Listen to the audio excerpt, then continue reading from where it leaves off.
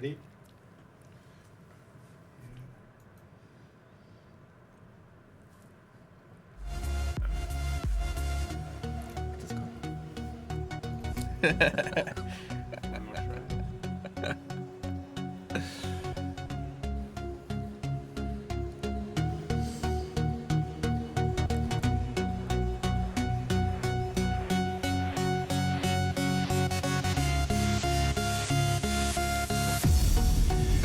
Good morning, everyone. Welcome to the Adobe channel on Twitch.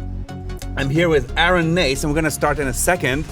We have a 3-day schedule for you guys that's amazing. We are going to be talking photography, video, and across the 3 days, we're going to be meeting people like Aaron from Phlearn, Eric Kim, who are doing street photography, and DJ Cutman doing some video mashups. Really, it's going to be a fun 3 days starting right now. If you guys want to tweet about the event, the hashtag is Adobe Live. So if you want to include that in your tweets, and hey, why don't we just start, Aaron? Let's just start. Yeah, Aaron, why don't you tell us a little bit about yourself? You're a long-time Photoshop user. Yeah. Hey guys, my name's Aaron. I'm the founder of Phlearn.com. That's this right here if you haven't seen it. Many people say PH Learn. A lot of people say PH Learn. So the idea was it's like Photoshop is PH, photography is PH, and those are my two passions.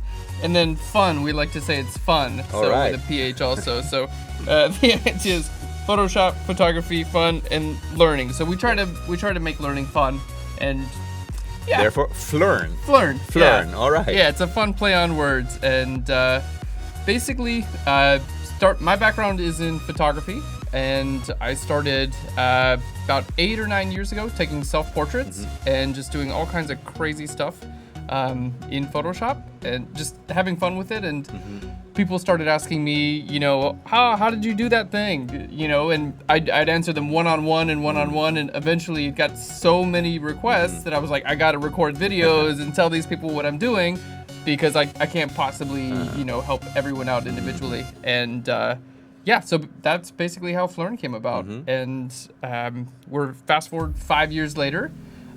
We've recorded over 800 free tutorials. 800 free tutorials on YouTube. And then like double that paid tutorials, or not double. We've got about 60 paid tutorials on our website. All right. And our latest tutorial we just released, Photoshop 101 through 301. It's over 21 hours of tutorial. And this is something that came out last week, right? Yeah, it just came out, and it's, oh my gosh, so it's 21 hours of like finished like edited product. So I was in front of the screen recording Photoshop for like I don't know 40 or 50 hours making it. So Eve Twitch says, I've learned so much from Aaron. He's charismatic. Hey guys. Thanks Eve Twitch. Woo! Woo! Yeah, Phlearn. All right. So basically, what are we going to be doing these 3 days on the Twitch, on the Adobe Twitch channel? Yeah, so we got a really exciting couple of days. Basically, because we just released Photoshop 101 through 301, what we're going to be doing, we're going to start each day with 5 quick tips that I recommend to get faster in Photoshop. Maybe these are things that I found over the last few years have made a big difference for me. And then once we go over these 5 quick tips each day, we're gonna jump in and start editing images from start to finish. Awesome. And the images we're editing are from the tutorial, Photoshop 101 through 301. So we've got some cool retouching stuff today. We're gonna be cutting subjects out of the background. We're gonna be creating lightning using the pen tool. It's gonna be a lot of fun. Awesome. All right, so people in the chat, don't hesitate to ask Aaron questions, interact with whatever we're doing here, and let's get started with your 5 tips for today. All right, let's do it, guys. All right, so welcome. All right, we're starting off here, and this is our first image we're going to be creating in class today. So I'm going to just go through and show you kind of the breakdown for this image. It was a really fun photo shoot. Basically, everyone was photographed on just a regular seamless backdrop within the studio. And so I'm gonna go ahead and make these layers invisible here. We've got a background that we're gonna be creating in just a little bit. Basically made of some solid color layers, and then I popped a shadow of our subject. So that's kind of like the start of this document here. And we're gonna load in our shadow. Okay, load in our second backdrop, which is the second part of the shadow in a gradient here. We've got our subject here, which we're gonna be cutting out of the background and adding the hair flip and things like that. And we're gonna be creating some lightning as well. So just kind of like a fun, quirky graphic type image. And yeah, this is what we're gonna be doing. So let's go You've ahead. just been called the Buddha of Photoshop. The Buddha of Photoshop. Yeah. I guess that. He guides us to enlightenment and Yes. clarity. I like this getting close to the mic. It's kind of fun. Yeah, it's right. Yeah. All right, so let's get started with our 5 quick tips here. So I've just got a text document. The first quick tip, guys, it's the brush tool and control. So when I was started out, I thought I had to learn all the fancy tools and techniques and everything that Photoshop had to offer. And there are a lot of great tools in Photoshop, but I would suggest starting out with the brush tool. If you can get to the point where you're really comfortable with the brush tool, you can do just about anything in Photoshop. It's my favorite tool in Photoshop. So with the brush tool, I'm going to give you guys some quick tips that are going to help you work a lot faster and more accurately in Photoshop. Okay, so the first one we're doing is a keyboard shortcut with the brush tool. So we're going to hit B for the brush tool here. And you can see by default, I'm just going to paint around with some black. I'm using a Wacom tablet, by the way, for anyone who's out there watching. This is an Intuos Pro small tablet. And if you guys that question is going to come up. Many times, yeah, for sure. What are you using? Yeah. What is that thing there? Basically, this is a pressure-sensitive tablet. Loading photos. Okay. Basically, this is a pressure-sensitive tablet that allows me to, when I'm painting in Photoshop, allows me to paint small brush strokes, and as I press harder, you can see we're getting darker and larger. So a lot of control there with my pressure-sensitive tablet. So there's already 2 people who asked the same question, so I'm going to ask you, is the shadow, did you create the shadow in Photoshop, or is that the shadow from the photograph? Yeah, good question. This shadow is created in Photoshop. I did photograph her in a way that she had a shadow on the background, but since we combined, we're going to be doing this in just a bit. Since we combined the hair from the subject here, I wanted to create a shadow that was representative of basically the composited subject. So we did create this shadow, and we use a box blur in Photoshop to create a Gaussian blur. Doesn't usually look realistic when it comes to shadows, so I'm going to show you guys how to use. Maybe we can see the difference in a second. Yeah, for sure. We'll show you guys how to use a box blur. All right, so here's my first tip. Getting back into our 5 tips. So our first tip here, the fastest way to use the brush tool is by using keyboard shortcuts. So I'm on a Mac here, so I'm going to hold down Control and Option. And as I hold down Control and Option, I can click and drag to the left and right, and that makes my brush larger and smaller. So it's an insanely quick way to make your brush larger and smaller and see what size you're actually going to paint. If I go up and down, it's going to make my brush harder and softer. All right, so again, if you're on a Mac, it's going to be Control and Option, left and right for size, up and down for hardness. And if you guys are on a PC, it's going to be Control and Alt and right click and drag. So again, whatever I'm doing, let's say we're going to be doing a little bit of layer masking with my subject. All right, so everyone's like, hold down what? Maybe we can just write that in there. So again, I'm on a Mac, hold down Control and Option, and then just click and drag to the left and the right. This is making my brush larger and smaller. Up and down is going to make my brush softer and harder. And yeah, when that feature came in, that was like maybe CS6? I think so, yeah. Yeah, I think so. That was awesome. Like the ability to quickly change the size of the brush. It's so nice. Yeah, it really does make a huge difference. So for instance, let's say I wanted to create a little bit of a gradient on my background. Well, I could do that really easy. Let's just try creating a new layer here. I'll just create a soft, large brush, okay? And then we'll paint with a little bit of like black right here. There we go. And then I'm just gonna change my layer blend mode from normal to something like soft light. Or let's go to overlay. You can see it you know what, I'll just change it back to normal and I'll lower the opacity quite a bit. So basically, like, I created a shadow there. So that's a soft, large brush, right? Really quick and easy to do. Now let's say I wanted to zoom in here and I want to clean up the selection around the hair on my subject. Well, I'm going to go to my subject. I'm going to go to the hair group. And then with my brush tool, again, I'm using that keyboard shortcut and I'm just going to click and drag left and down. And now I can start layer masking out her hair with the exact right size brush that I need to make that disappear. So just going from, you know, creating a huge soft shadow to doing like a very slight, you know, like, oh, okay, I want just this little hair to be removed. Now I'm just painting with a very small brush just in the area that I actually need to, and I can make that area disappear. So again, brush tool, keyboard shortcuts will allow you to work really, really quick in Photoshop. Cool. Yep. How's the music for you guys?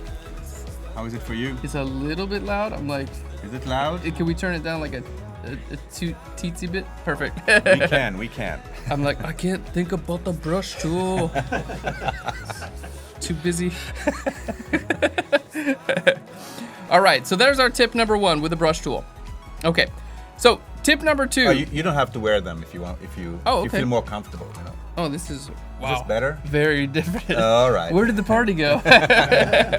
So you can put them back on every time you want the party back. Okay, good. Yeah. Because there's a party out there. There's a party out there. Yeah. When I want to join the party. Now you're not hearing it. Okay. Yeah. I've actually been to like what is it? They're called like silent raves, where everyone wears headphones. Have you heard of those? They're nuts. You can take the headphones off and have like a normal conversation, put them back on, and everyone's raving. Very weird. Okay, so getting back into it. So our first tip was on the brush tool and controls.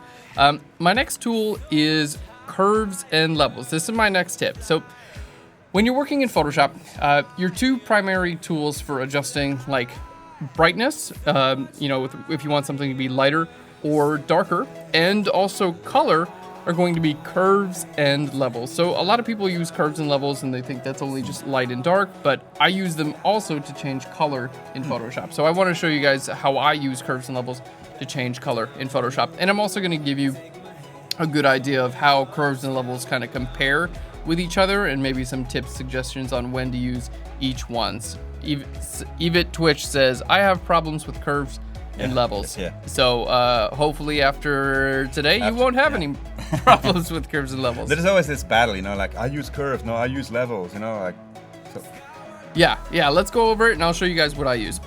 All right, so let's go ahead and we're gonna start off with curves. I'm gonna go to layer, we're gonna go to new adjustment layer, and I'm gonna go down to curves. There we go. All right, so for those of you guys who don't use curves and levels, I'm just gonna give you a quick kind of insight in how curves and levels actually work.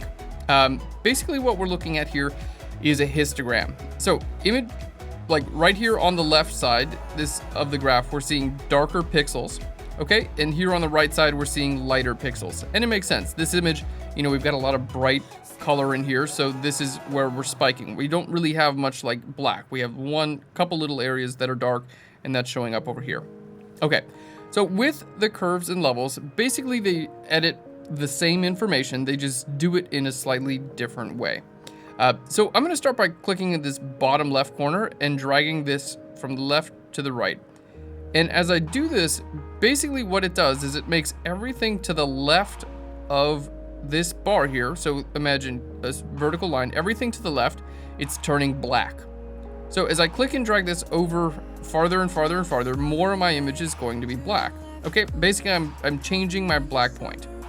Okay, now I'm gonna do this with the white point too. I'm gonna click and drag this from the right to the left, and that's making everything to the right of that white. Okay, so we can adjust our black point and our white point. Now we can also change our black point. Instead of just dragging this to the right, I can drag this up, which makes our black point not as dark. Basically, we're going, the darkest pixel of my image right now is black, but as I bring this up a little bit, the darkest pixel of my image is going to be gray, 50% gray. Okay, and we can do the same thing with our white. So I'm gonna click here on my whites, and we're gonna drag this down, and the lightest pixel on my image now is 50% gray. Okay, so that's a bit. Mermaid in Fantasy Art says, I watched a ton of his videos and bought 3 paid videos recently. So Thank you. Thank you, Mermaid. Thank you, Mermaid Fantasy Art. It's actually funny. We recently had I think I can bring this up. We recently had a contest on Phlearn. It was called the Phlearn Aaron contest. Oh, I saw that. Awesome. That was so funny. It was so much fun. Basically, I took a bunch of silly photos of myself and challenged our people who watch Phlearn to edit the images, and they came out really pretty amazing. Yeah, show some. Anyway, the reason I bring it up is because there was actually there were quite a few people who decided to turn me into a mermaid. So we had well, that's for you, Mermaid and Fantasy Art. Mermaid Fantasy Art. So if you guys want to see the winning entries, just go to phlearn.com/Aaron. So it's phlearn.com/Aaron, AARON. And here are all the winning entries. And we actually do have as I scroll down here, we do have a whole section of people who basically turned me into a mermaid. So, all right. I don't know. Apparently, I have a mermaid vibe going on. All right. Anyway, jumping back into Photoshop. So, that's the idea behind curves. Now, we're going to show you how levels work, and you can basically do the same thing with curves and levels. So let's go to layer. We're going to go to new adjustment layer, and we're going to go to levels. Okay. Now here you're going to see 2 different sliders. Okay. You have your input levels here at the top and your output levels here at the bottom. So here at the top, this is our black point. So if I click and drag this from the left to the right, you're going to see, remember when I did this with the curves, it looks the exact same, right? I'm basically taking the black point and dragging this from the left to the right. So anything to the left of this point is turning black. Okay. Now here I'm going to take this point and drag this from the right to the left, and anything to the right of this point is turning white. So basically you have the same idea. Now here in your output levels, you can change this to where your black point right now is black, but I can make the darkest pixel of my image gray just by doing this. And I can make the lightest pixel of my image gray by bringing it down there. So you can see we've got a couple of different graphs, but they basically do the exact same thing for editing the light and the dark levels in your image. All right, so now we're gonna jump into color, and I wanna show you guys you can edit colors with your channels as well. With your curves and levels, you can edit color. So clicking on curves, right now we're on RGB, which is gonna edit our red, green, and blue channels at the same time, which basically just light and dark. So if I click on my red channel, for instance, and I click here in the middle and drag this up, we're gonna actually add more red to our image. You can see it here in the image. If I click and drag this down, it's going to do the opposite, and in this case, red and cyan are opposite, so it's adding more cyan to my image. Okay, now here with our green channel, we can click and drag this up. We're gonna add more green. If I go down, it's gonna add magenta. And here with blue, if I click and drag that up, we're gonna add more blue, and drag that down, we're gonna add more yellow. All right, so now going back to our levels, we can basically do the same exact thing. So red, if I click this middle point slider and click to the right, it's gonna add more cyan. To the left, more red. All right, let's go ahead and reset that. Green, it's gonna do the same thing, more green and more magenta. And blue, click and drag this to the left, we're gonna have more blue and more yellow. All right, so basically you can see you can edit exposure as well as color in both curves and levels. So really, they're pretty much interchangeable. Some days I feel like using levels, some days I feel like using curves. They're almost exactly the same. The only real difference between curves and levels is within your levels, you have a couple of controls, okay? You can edit your white point, your black point here, and your midpoint.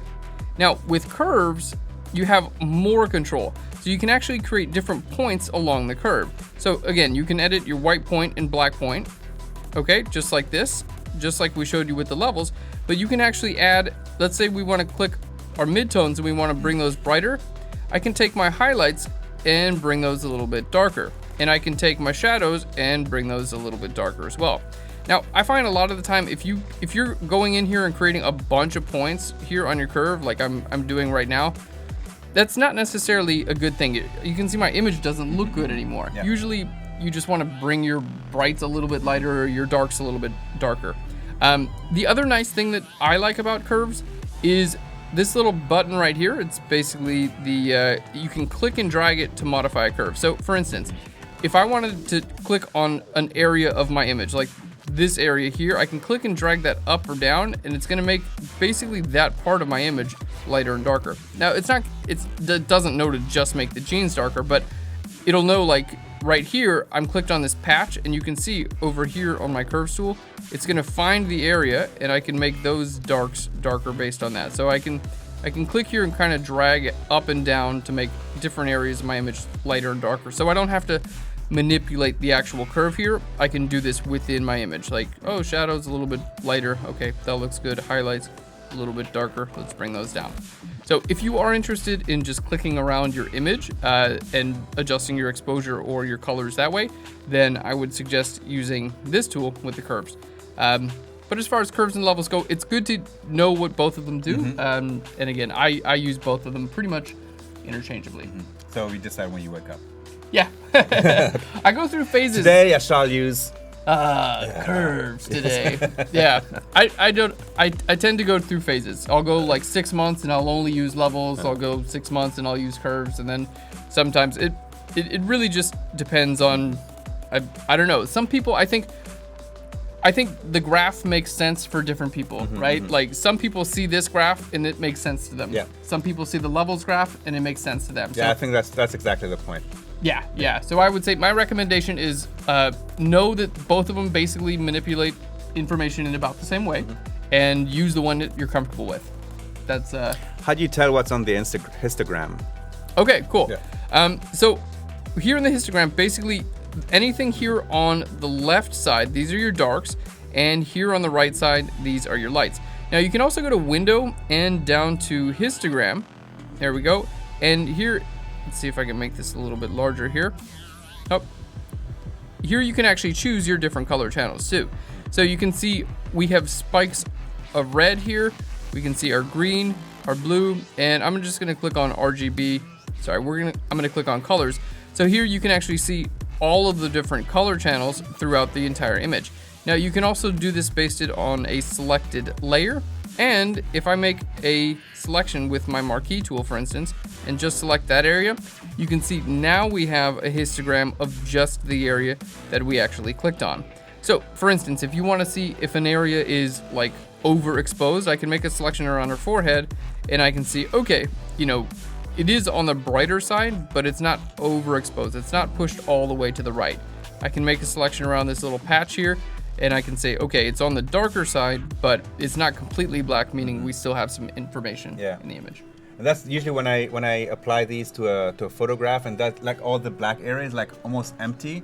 What I do is take that point and just drag it to the beginning of where the curve starts, so that the black is black, and Yeah, that's a great way to do it for sure. And I think that it's, in my experience, it kind of depends on what image you want to create. Sometimes you want your blacks to be truly black. Yeah. Other times, this image is kind of like a more like light, playful, colorful image, and I don't necessarily. I'm okay if the blacks aren't completely black here, because I want it to kind of like have a lighter feel to it. Where sometimes I'll create an image that I want it to look like it's in the shadows, and then I want to nail my blacks. Like I want black to actually be black, and then get a lot of information in the darks there. So, yeah, awesome. Yeah, when I first started out, I was like, whites have to be white to here, blacks have to be black to there. I was like, yeah, now we're good. But you wind up removing a lot of information. So Gibbo Ireland is asking, a question that we'll be hearing a lot, I guess, is why are you using a Mac? Is there any reason, like specific reason? Adobe's got some cool support for, Windows 10, like tablets and things. I wondered what your thought is with. Yeah. When I actually started using Photoshop, maybe 8 years ago, I was using a PC, and I just kind of this was back, I was using Windows XP and then whatever was after XP. I just kind of got frustrated with the general Windows operating system. It's I guess Windows 10 now, which may be good. I got frustrated with the operating system of the whole computer, so I was like, you know what, it's time for me to switch to a different operating system.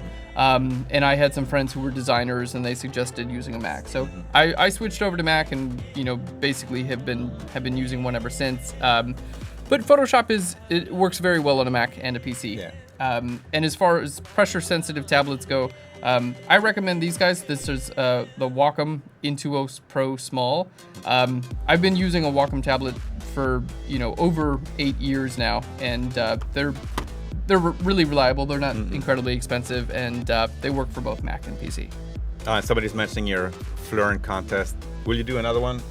Yeah, we're gonna do one next year. All right. Yeah, yeah, we're gonna do one next year, and we have for those of you guys who are interested and are on Instagram, we actually have photo contests each week on Instagram. So every Monday you can log onto our Instagram and see the theme for that week. And the theme for this week is, I think it's simple. And you can log in and basically post your images on the same theme. And then we publish your photos on Instagram and give you a shout out. So hopefully it'll help out your following as well. Yeah. Awesome. Yeah. Okay, cool. Good question, guys. All right. So those are our first two tips. Now, the next one we're going to look at is blend if and blending modes. And this is something that I didn't know about until maybe I had been working in Photoshop for probably 3 years. Do you guys use blend if? Blend if? Yeah. No, I don't. I'm going to learn something. You're going to learn something. Right now. It's awesome. I love blend if. It's just one of those things where it's kind of hidden, and it's not like people don't really talk about it, but in my opinion, it's one of the most powerful tools in Photoshop. It's really, really great. Okay, so blend if. Basically, here's how this works. I'm gonna just zoom in a little bit on this image, and I'm gonna paint with, we're gonna paint with some black over here on the hair, and we're gonna paint with some white, and then I'm gonna grab a color, we'll paint with some red. No. Not red, please. I will not paint with red. Not red. Okay, yes, because red glitches. I will never paint with red. Okay, so black, white, and blue. Okay, so you guys can see I'm on just a totally normal layer here. I can turn this layer off and on. There's nothing special about this layer. So what we're gonna do is we're gonna go to our blending options, and I'm gonna show you how blend if works. And I think you guys are gonna see it. It's a very, very powerful tool set within Photoshop. So to get to your blending options, you can simply double click right here on your layer bar, or you can go to FX and down to blending options. Okay, so if you've ever seen this layer style dialog, which you guys you've seen this, right? Yes. It's like this is where the bevel and boss is, right? It's huge. It's really powerful. And that's where you can split. Exactly. But most people don't pay attention to blend if, which is right down here, and this guy right here. Yeah. Okay. These sliders. Have you used those? Yeah. Oh, you have used those. Okay, you're like, okay, I know what those are. I just didn't. Yeah. I didn't connect. Yeah. So these sliders down here, they're very, very powerful. Basically, you have two sliders. One for this layer, which is the current layer you're on. Okay. And the other is for the underlying layer, which is basically the visibility of everything underneath this layer.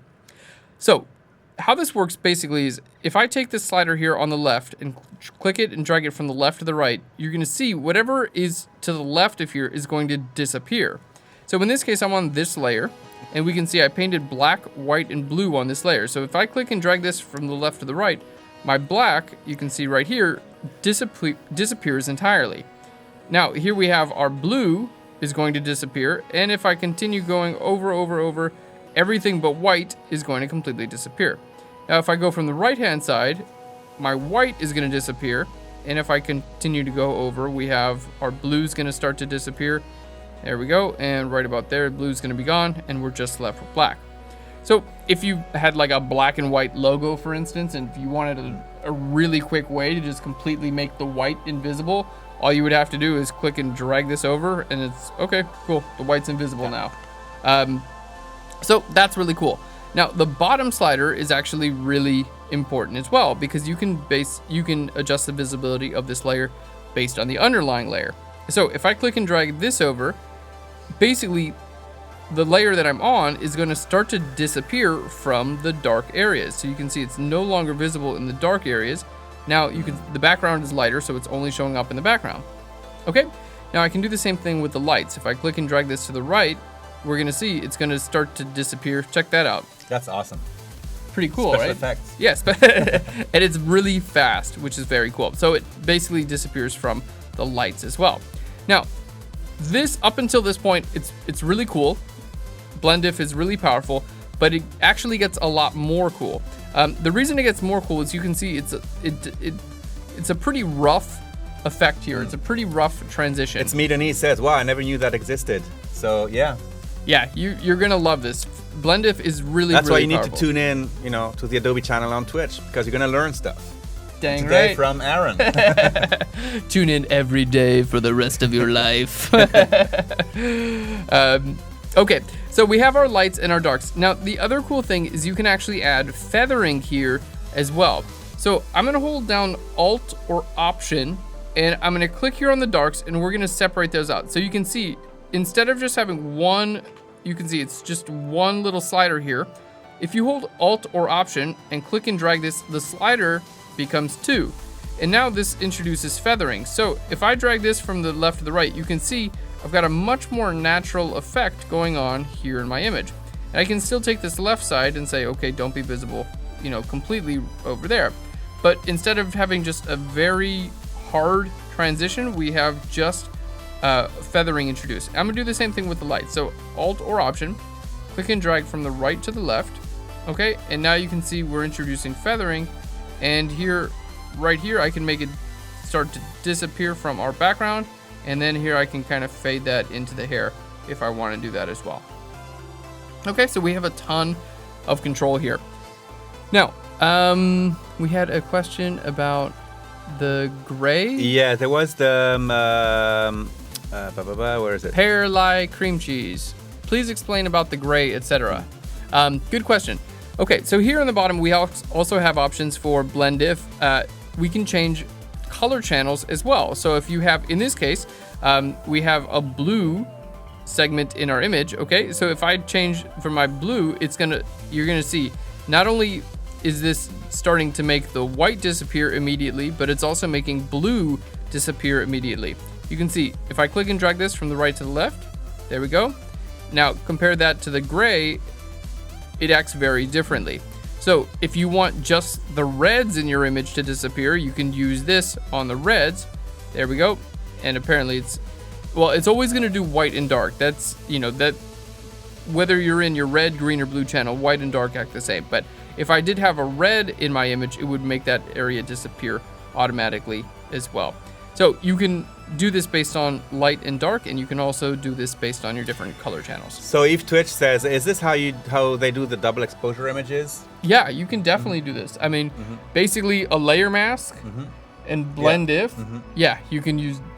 The ones that are really like fashionable right now, like the ones that have like a face. Put a and tree on my face. Yeah, tree on my face. Yeah. That's the one. Yeah, I'm an artist. I took a picture of a tree, mountains, lakes, and a face, and I put them together. Yeah, you could definitely use this to do that. You can also use blending modes as well.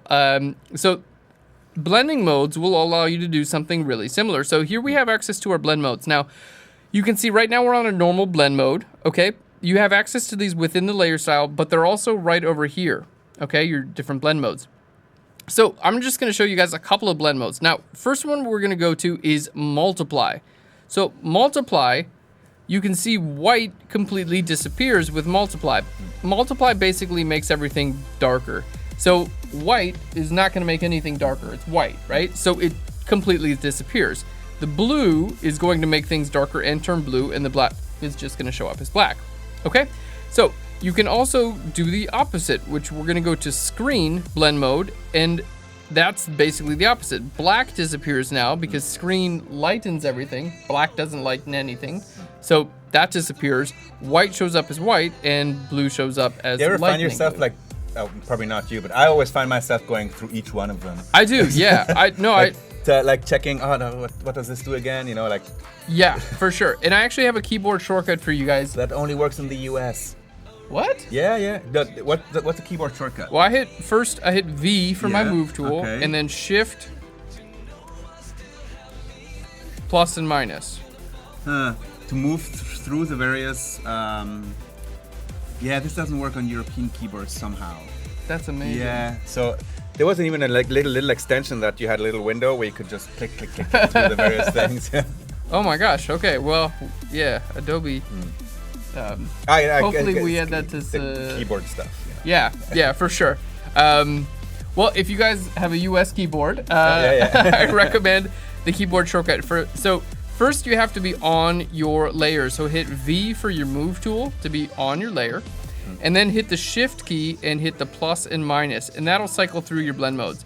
Because I do that too, Rufus. Okay. All the time I'm like, I don't know what's gonna look good. May have an idea, but it's so quick to just cycle through them, and you basically stop when you're like, oh, that one looks good. Okay, yeah. Stop. So you don't have to know what everything does. You can cycle through them.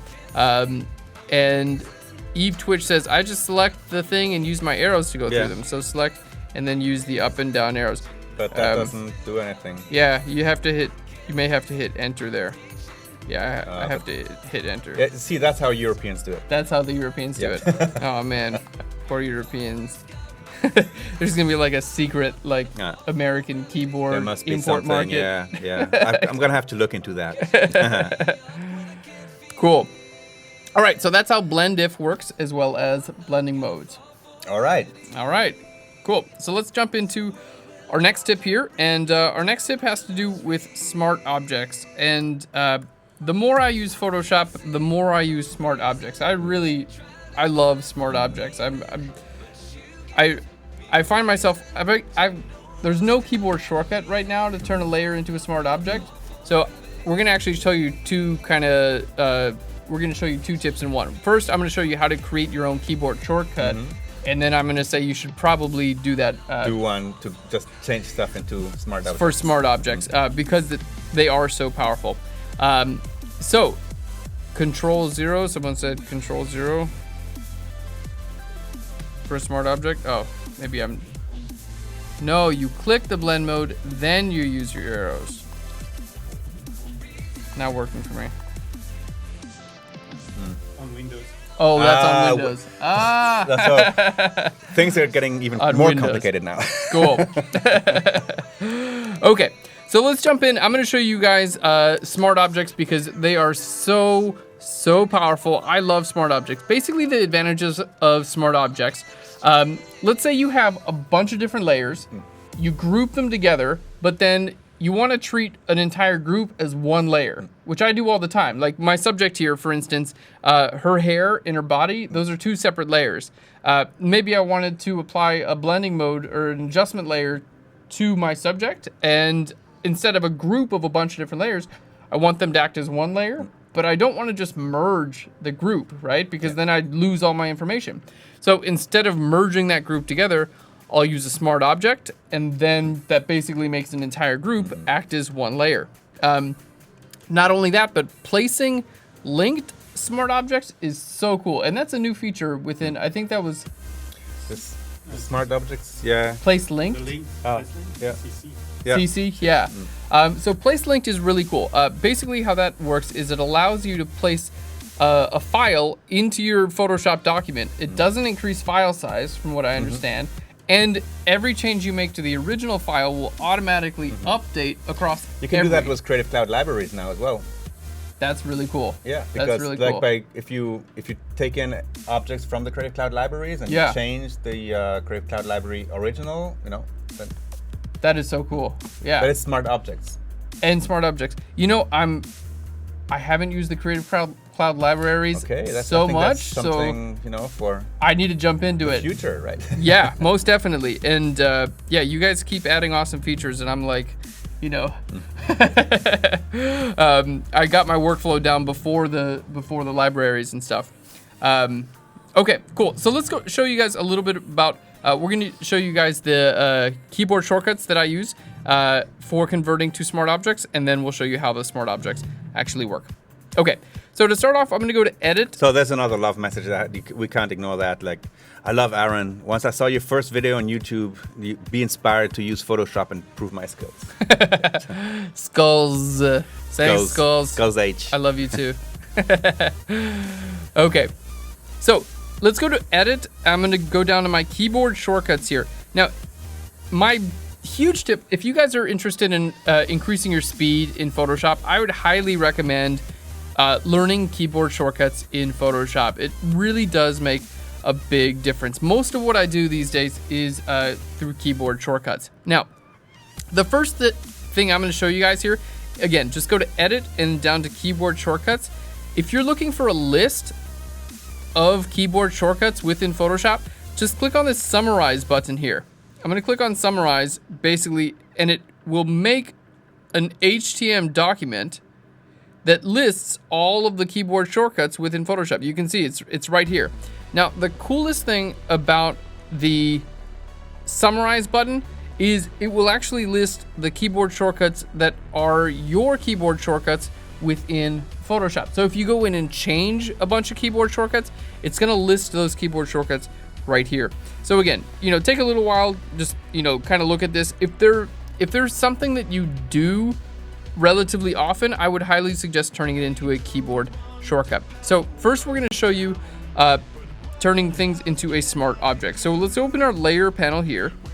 Okay, I'm gonna scroll down here. Okay, until we get to our, there we go, until we get to smart object. And here we have convert to smart object. So here we're in layer and then smart objects and convert to smart objects. Now, right now, there is no keyboard shortcut to convert this to a smart object. It's smart object, I would do Command S. Command S? Just Or kidding. say- Command S for smart. Command W for Command Q. That'll do it. No, I'm playing around. That'll quit the program. Don't do that. Okay, so for smart objects, and usually when I'm creating my own keyboard shortcuts in Photoshop, I will usually hold Shift, Option, and Command. If you guys are on a PC, it's going to be Shift, Alt, and Control.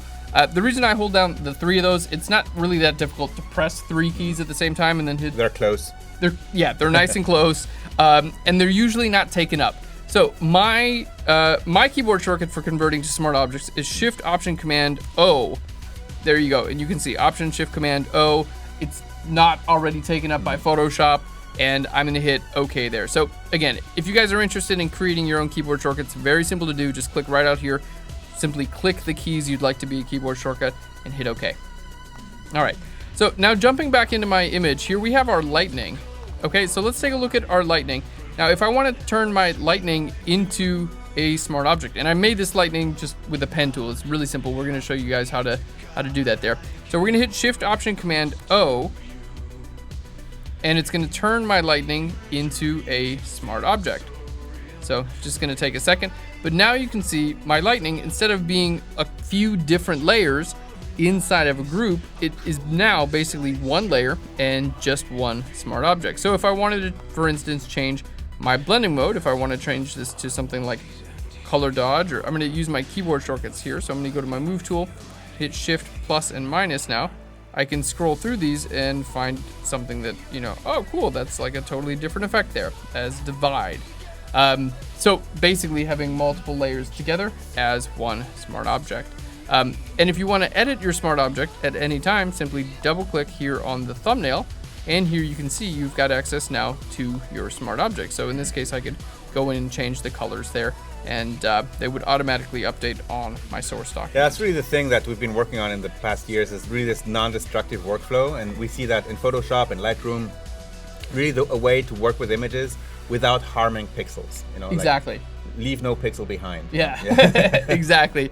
And that's really, the non-destructive workflow is really the best way to work, because, even in this case, I can still go back and I've got access to, my subject, and she's cut out from her background here. So I can go in and see what my background subject looks like on her original background right here. And that took almost no time to do, so we can go from, you know, final image to original really quickly, and we haven't destroyed any pixels in the process. Aaron is the digital Bob Ross of Phlearn Creative. Thanks, guys. Yeah, I was actually watching Bob Ross. I think he's on Netflix. Yeah, he now. was on Twitch for a long time. Twitch ran the whole series again. Yeah. Really? Yeah. That is so cool. Yeah, he's great, man. I really enjoyed watching him. Yeah. Yeah, he's says a lot of funny stuff. Pretty little pixels. Yeah. He's like, oh, some nice heavenly trees in here. Yeah, he's awesome. Okay, so that's my tip for you guys here is use smart objects and then the keyboard shortcut to convert to smart objects. And basically anytime I'm trying to, where I would normally merge a bunch of layers together, or you know, if I have a logo that I'm working on and I want to place it into a couple of different documents, I'll just go ahead and save that logo out as a PSD. And then we'll just do this real quick here. So show you guys here. Let's open up our Lightning. So I'm going to open this up and do a Lightning. I'm going to just save this out really quickly here. All right, and I'm going to call this lightning.psd. There we go. Let's hit save there. Okay. And now what we're going to do, let's go ahead and delete the Lightning from this image here. I'm going to go to File, and we're going to go to Place Linked. Okay, and I'm going to go to lightning.psb. There we go, our Lightning. Hit Enter. So now I'm placing this link. You can see it's a linked smart object here. Now, the cool thing about this is if I make any changes to this, let's just take this guy here, and I'm going to move this just down and to the right a little bit, and then hit Control or Command S to save. It's going to automatically update on every single document that I've used that smart object. Okay, so let's just hit undo here real quick. There we go, and hit save again, and it's going to automatically update here. So I could place this Lightning on, you know, 10 different documents, and it would automatically update on all 10. Now, for Lightning, it doesn't make sense. But if this was a logo that you were working on, let's say you're, you know, designing a logo for a company or a project or whatever you're doing, you can make changes on one file and automatically update it on many. And that to me is just That's so cool. exactly what we can do with Creative Cloud libraries. There we go. You create the logo in Illustrator, for example, and then pull it into Photoshop or InDesign or wherever. Yeah. And when you change the original, it'll tell you, you know. So it's like linked smart objects on the cloud. Yeah. That's, but you can share it with multiple designers. Yeah. Oh, that's even cooler, So actually. like 10 designers in the world working on pieces that you sync. Oh, that's even cooler. Do you have any tutorials? Let me teach you. Yeah, teach me. Open the Creative Cloud libraries. All right, where are we seeing this here? Is this in my Creative Cloud? No. It's in under Window. Creative libraries. Libraries. Libraries. Here we go. Okay. All right. Oh, I'm so excited. All right. I get to learn. You can select things in select that Photoshop document, like this one. Okay. Yeah. And select it and drag and drop it into the Creative Cloud library. You have to enable sync. Okay. You have to. Enable Ah. Here. Enable sync. Okay. Oh, yes. Okay. Now it's syncing. Okay. All right. So drag and drop assets. Select and drag. Is it layers, Yeah, or can I do an entire document? Yeah, you can drag. Okay. And boom, it's there. All right. And now in the menus here, Okay. like in the little arrow. Here, yeah. You can say, you know, in which library you want it. Oh, cool. And in the menu. Yeah, Up I here, can create new you libraries can say here. Collaborate, share the link, you know, rename the library. Oh, that's so cool. Yep. So basically, smart objects became smarter. That's really cool. And now if you take this object and drag and drop it into that picture. Yeah, okay, let's do that. Just drag and drop like that. Mm-hmm. Okay.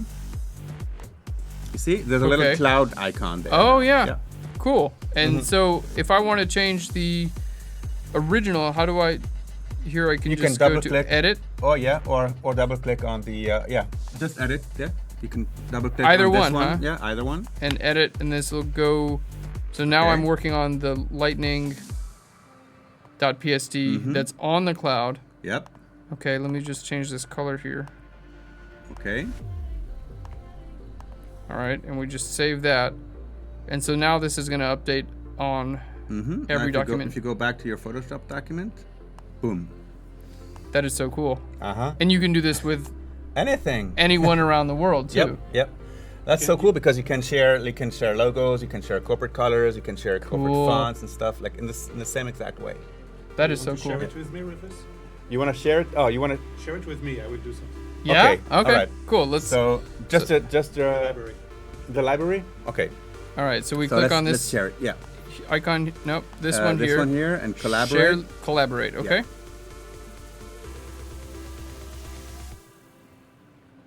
This is kind of fun. I didn't expect to. You didn't expect that. No, I didn't. You were gonna learn something. I right? know.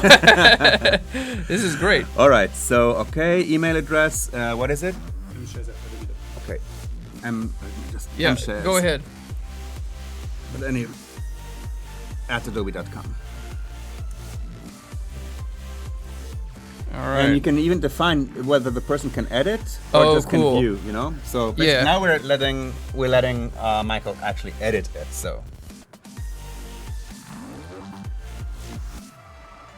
All right. So you get an invite to your library then? Yeah. So within Photoshop, he'll see an invite here in his library panel? He will see it in the Creative Cloud icon. Oh, up here. And something's happened. Yeah.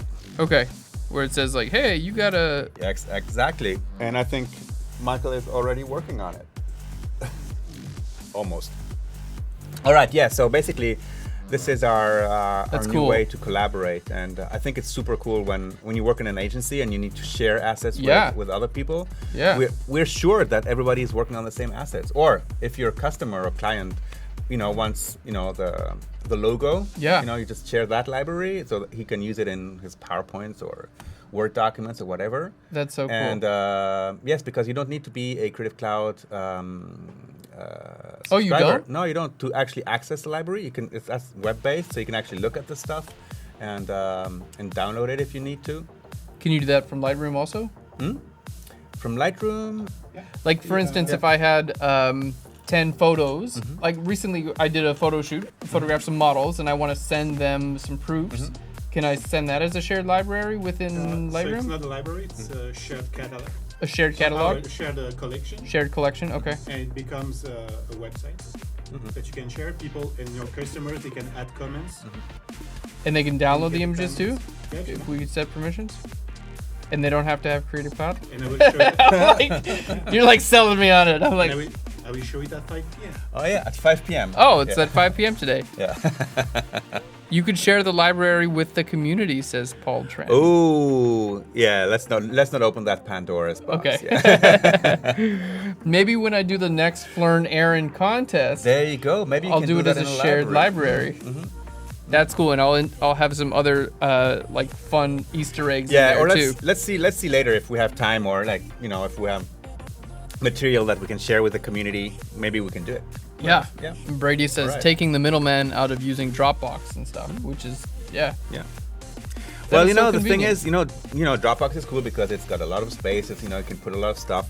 But what's cool with the libraries in Creative Cloud shared folders is that they can preview the document. So you don't need to save it as a JPEG or something like that. It's a PSD. It's an InDesign file. It's an Illustrative file. So, and the system will actually create the thumbnails and the previews for you. So you don't have to save other kind of things that you can share with the...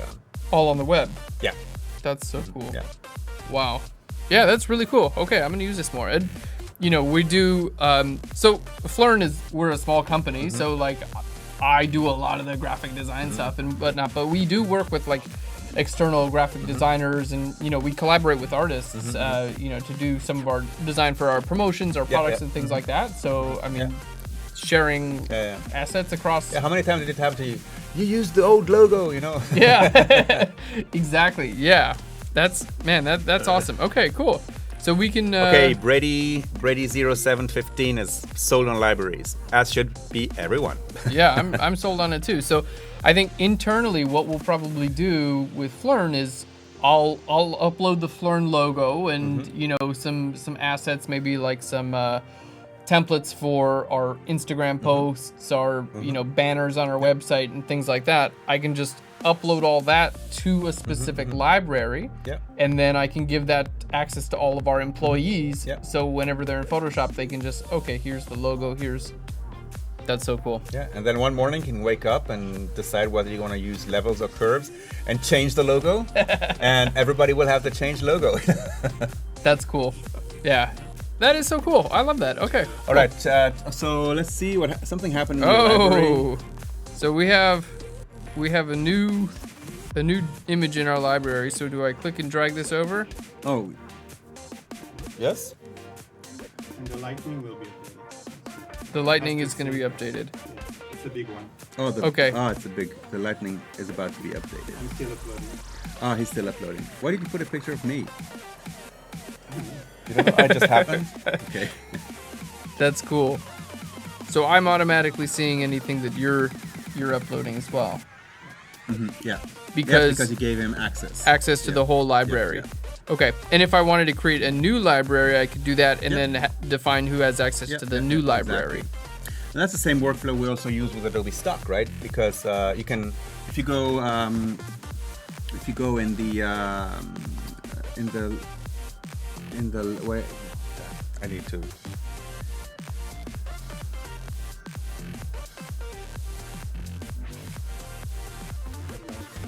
Library search engine. Yes, of course. Libraries. Okay, in the okay, go in there, Yep. search for something. Like for example, like lightning. Okay, search for lightning.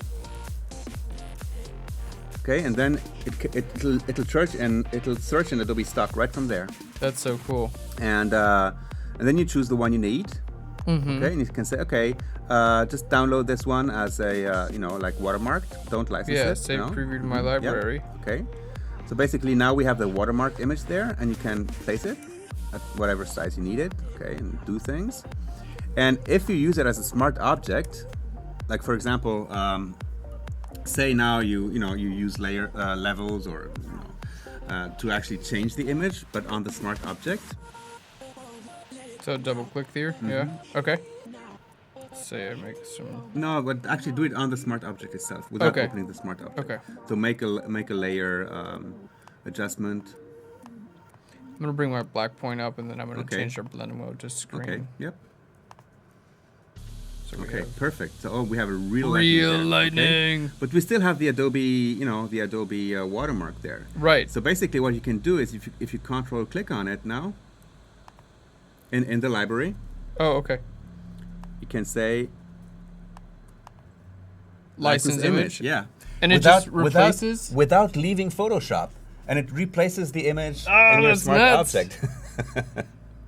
That's so cool because I mean for composite work. Did you just license it? No. Okay. Well, I can do it. Why not? I'll use one of my image licenses for the. There we go. It will use one of my licenses. So let's hit OK and watch it automatically update. Yep. And okay, it's syncing now. Syncing hard. It's always syncing very hard. Syncing mine too. Okay. All right, and then. Here. Okay, there you go. And Done. there we go. Yep. That's cool. And we had a research made by a third-party research company that actually said this workflow makes it 10 times faster to work with stock images. That's nuts. Yeah. I can totally see it. Yeah, it's like you haven't left Photoshop. No, that's insane. Yeah, and the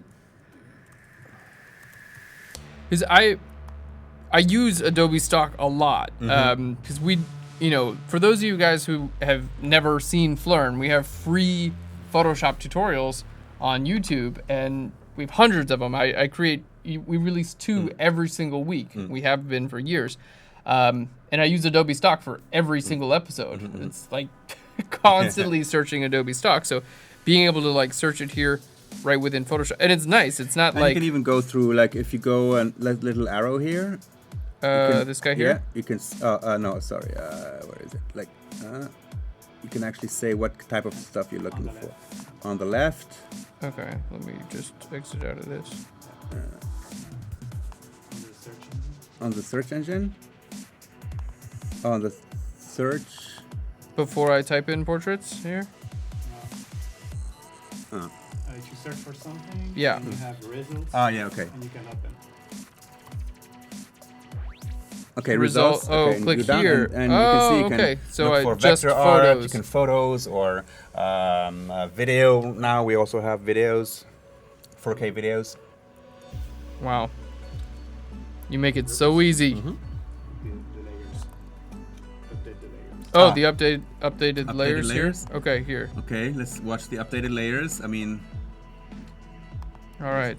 So here's my lightning that I have a little...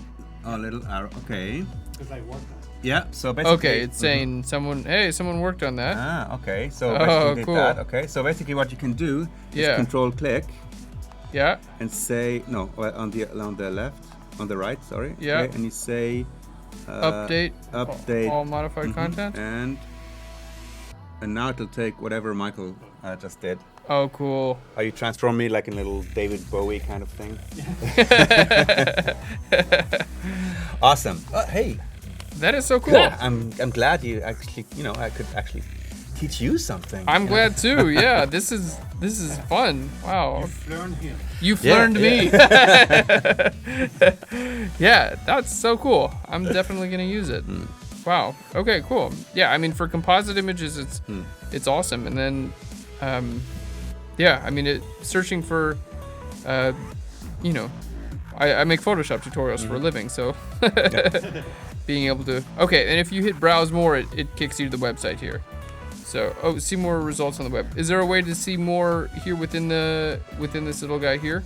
I guess So if I scroll down, it says on the web. Okay. Well, I Yeah. guess, yeah. Website. Okay, cool. So if I were to type in something more And specific, basically it's the same then, you just save the image to your library.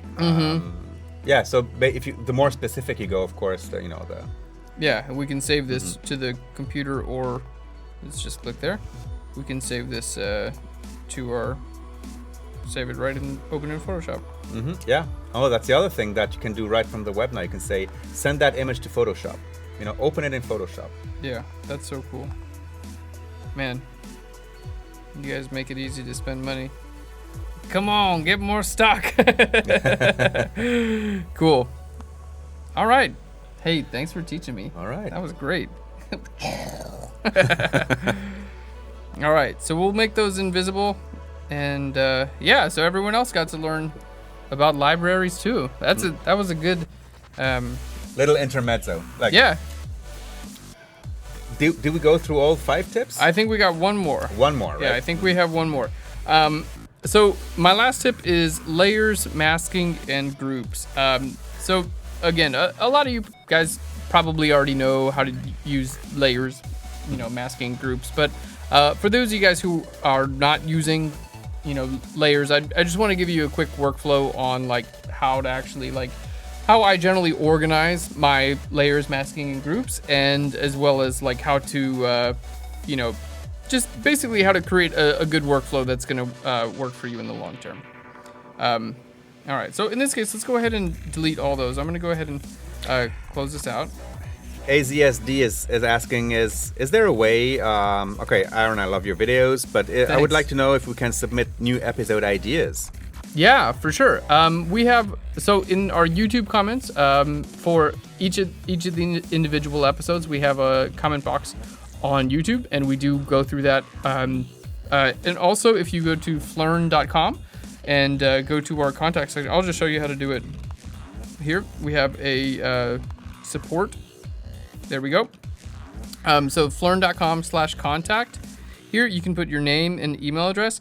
And then here we have, I have a question. Sorry, I want to request an episode for a tutorial. So it's a pre-selected box here on Phlearn.com, and then you can just write your question there, and we'll get back to you, and we'll say, hey, thanks for your suggestion. It's awesome. I will do my very best to create it. Okay. We get a bunch of suggestions all the time, and so many are really good, and I do my best to make them happen. Yeah, but the next one you have to do is the Creative Cloud library. So Yeah, I'm gonna do that that's for sure. I really, yeah, I'm gonna do that for sure, because again, it's something that I really hadn't used, and I was like, how useful is this really gonna be, But I'm sold on it. So yeah, that's the next tutorial. All right. Yeah. Okay, cool. So layers, masking, and groups. So really quick, we're going to start off with this lightning linked smart object here. You can treat this as a totally regular layer here for this example. Now, in this case, I just want to show you a little bit about how layer masks work, because a lot of people, they'll use things like the eraser tool when maybe you should be using a layer mask instead. Basically, a layer mask will just control the visibility of a layer. So really easy to use. We have Again, that's like destructive versus non-destructive. Exactly, yeah. A destructive way would be use the eraser tool. A non-destructive would be use a layer mask. So here, let's go ahead and click on my layer mask icon. There we go. And in this case, I'm gonna just paint with my brush tool. We're gonna paint with a black brush, and I'm gonna paint right over top of my lightning. So if you want your lightning, whatever it is, to just disappear, you just simply paint black right over it. Okay? If I wanna make it visible, we're just gonna paint white right over top of our lightning, and there we go. Now it's completely visible. All right. So now in this case, I'm just using the brush tool. If you want to just fill a layer mask with white or black, you can simply go to Edit, down to Fill, and you can say fill the entire thing with black, which is going to make it invisible. Edit, down to Fill, and you can say fill your entire layer mask with white, and now it's going to be completely visible. So layer masks are a huge way to, I love working in layer masks in Photoshop. Now, there's a cool tip that I have too. A lot of the time, I actually want to use multiple layer masks per layer, but we can't have two regular layer masks. So I've got a little bit of a workaround. Let's say in this case, I want to use a gradient. So I'm going to use a gradient here on my layer mask. So I'm going to paint with a foreground to transparent linear gradient, and we're just going to go from top to the bottom there. And there we can see our lightning is kind of just like fading in from the top down. And you can see here's our layer mask. Now, in this case, let's say I also didn't want like this area to be visible, but I don't want to destroy my current layer mask, because my current layer mask it has a really nice gradient on it. So what I like to do is I'll actually group a layer with itself, and then just put a layer mask on that group.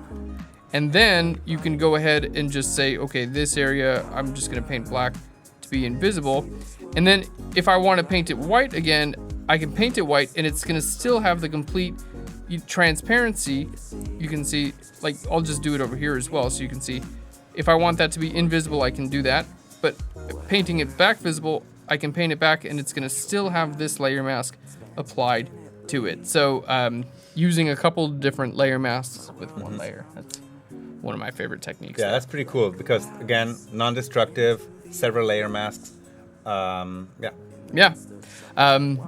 and then so that's layers and masking, and then groups. Basically, my suggestion on how to work with groups are, anytime you have multiple layers that relate to one another. So in this case, we have, lightning. Let's just say I duplicated that, hit Control or Command J, whatever. It would make sense to have both of these lightning within the same group. And then my third suggestion on layers, masking, and groups would be using clipping masks. Do you guys use clipping masks much? Yeah, I love clipping masks. Basically, a clipping mask will allow you to only affect one layer. So in this case, let's say we have this lightning here, and I want to use a curves adjustment layer. So let's go to layer, let's go down to new adjustment layer, and I'm going to go to curves. Okay. Now, in this case, I actually have an option here that says use previous layer to create a clipping mask. So I'm going to check that there and hit OK. Now, here we have a curves adjustment layer, and if you guys have been watching since the beginning, you'll see we already covered this. In our layers, we have a curves adjustment layer here, and this little arrow tells me it's clipped to my lightning. So if I bring this darker or lighter, it's only going to affect the lightning layer. So really, really helpful, especially with composites. Like if you're trying to put, let's say you're trying to put a car in a background and you've got the car cut out, but maybe it needs to go lighter or darker. Just use a clipping mask just like this, and you can affect just that layer. That's for compositing, right? To put the images in the same kind of, how can I say the tonality maybe? Yeah. Exactly. Yeah. If you wanted to make look real, you might have to make it look like, you might have to make it look like lighter or darker, or change the colors. Using a clipping mask can really help. And the other thing, let's just go back to, in this case, let's go ahead and delete this curves adjustment layer. Now, I think you guys added this with CC. You can actually use a clipping mask on groups as well, which I think is really cool. So new adjustment layer, we'll go to curves. So I can use a curves adjustment layer clipped to the entire lightning group, so I can edit just what's in that group at the same time. And if you really wanted to as well, you could just turn this entire group into a smart object and then use clipping masks on that smart object as well. So those are my 5 tips. My 5 tips on how to work. Awesome. More So efficiently in maybe we Photoshop. just want to just like say what they were again. Yeah. Just for very sure. quickly before we move on. Okay. Let's go here.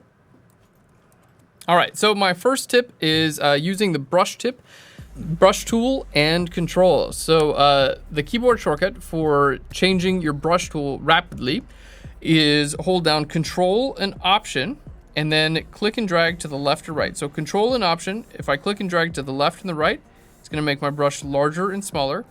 Up and down is gonna make my brush harder and softer. And if you're on a PC, it's going to be Control and Alt and right click. You think? I think. Oh, yeah. If someone can confirm that would be great. Okay, so my next tip is curves and levels. Basically, use curves and levels to adjust your lightness, darkness, as well as your colors. So don't forget you can actually edit your color channels within curves and levels, and they're basically interchangeable. Yeah, we've discovered that Aaron, wakes up in the morning and decides, today I'm going to use curves, or today I'm going to use levels. So, yeah, pretty much. They're So I've heard people like swear, no, I only use levels, I only use curves. But I think the real answer is, there's space for everyone. Yeah, it's like, I only like chocolate ice cream. It's like, no, sometimes I want vanilla, It's like, they're both good. All right, so next we have our blend if and blending modes. So that's where we showed you guys how to do. Now this is an interesting case here. Let's say we have our group 1. Now you can do blend if on can you do this on a whole group? Is that new? You can apply blending modes to a whole group? Looks like it. Looks like you can. But before we look into that, because there's just a comment in the chat bar right now about a survey that we have here, and it's really important that you guys access the survey and give your answers, because this will help us really to plan the future of these Twitch streams that we're doing here at Adobe. And also, if you are answering the questions in that survey, you actually enter for a chance to win a whole year of Creative Cloud. So. That's pretty cool. Can I enter? So, you don't have time for the survey right now. Maybe after, when you're done, you can go do the survey, okay?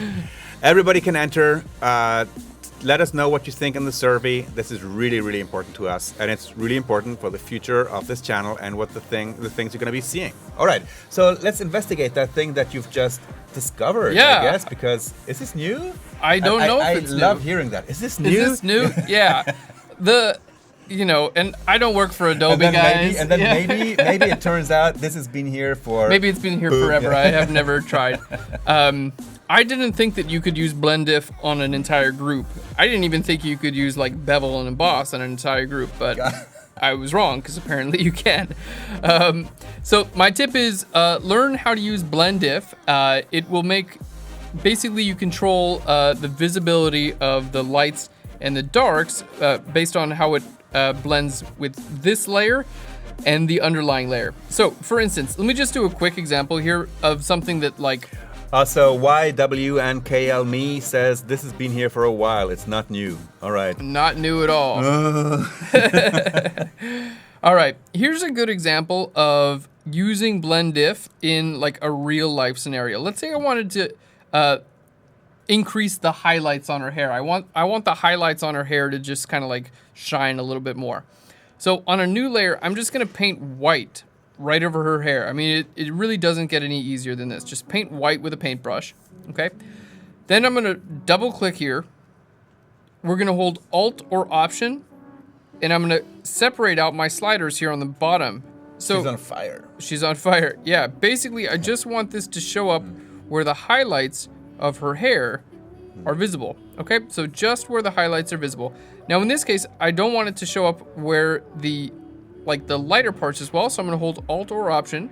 I'm gonna separate out the highlight areas too, so I'm basically trying to tell it, okay, only be visible in the hair. There we go, and only in the highlights of the hair. So I can do this both within Blend If, and then I can change my layer blend mode from normal down to overlay. All right, and there we go.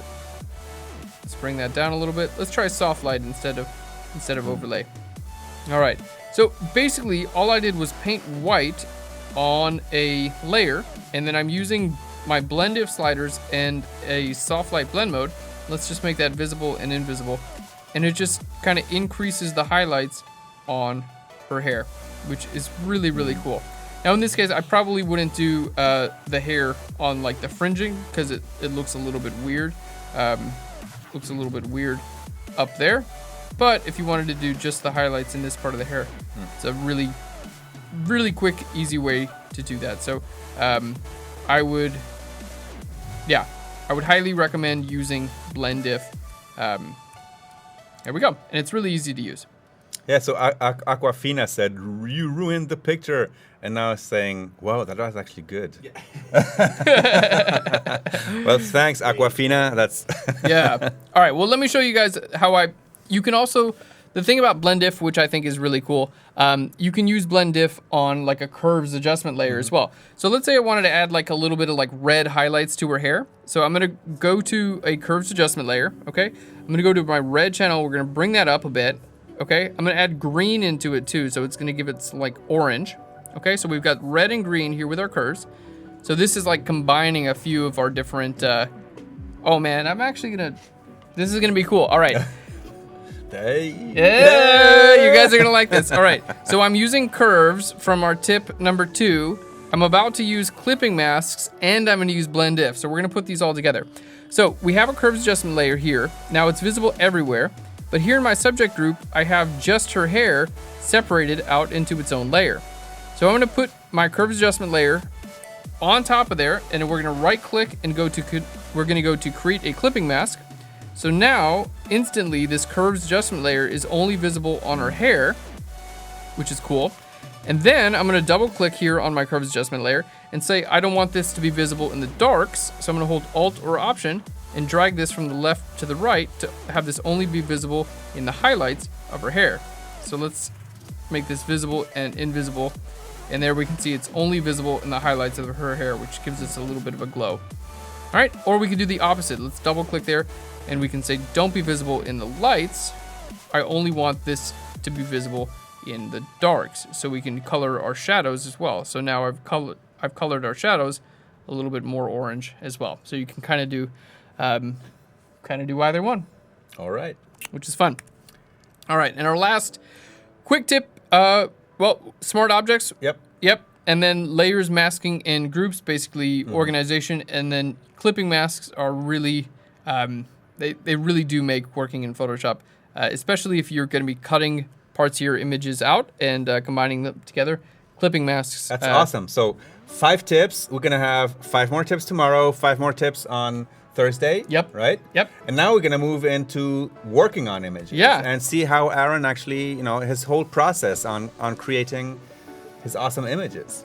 We're gonna jump right into it. So this is a final version of our image here today. Well, it's it's edited. Let me go back to my history here, and there we go. And I'm just gonna go all the way back to the open state. Oh yeah, the Yuri Reno is reminding us. We were gonna talk about the box blur and the Gaussian blur for the shadow. Yes, we'll do that for sure. Okay. Thanks for the reminder, Yes. Yuri Reno.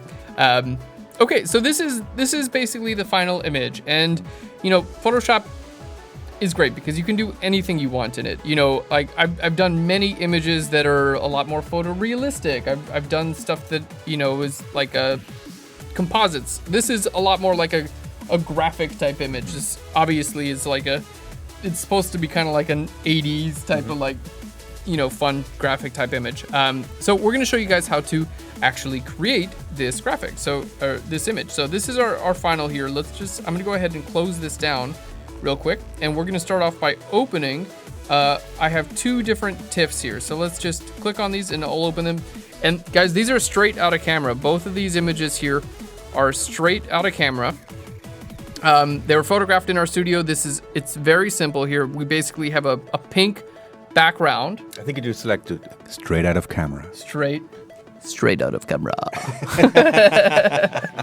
Straight out of camera. I love these effects. You know what? I might go just listen to your. Okay, let's do it disco again. mode. Yeah. I forgot that there's like Straight out of camera.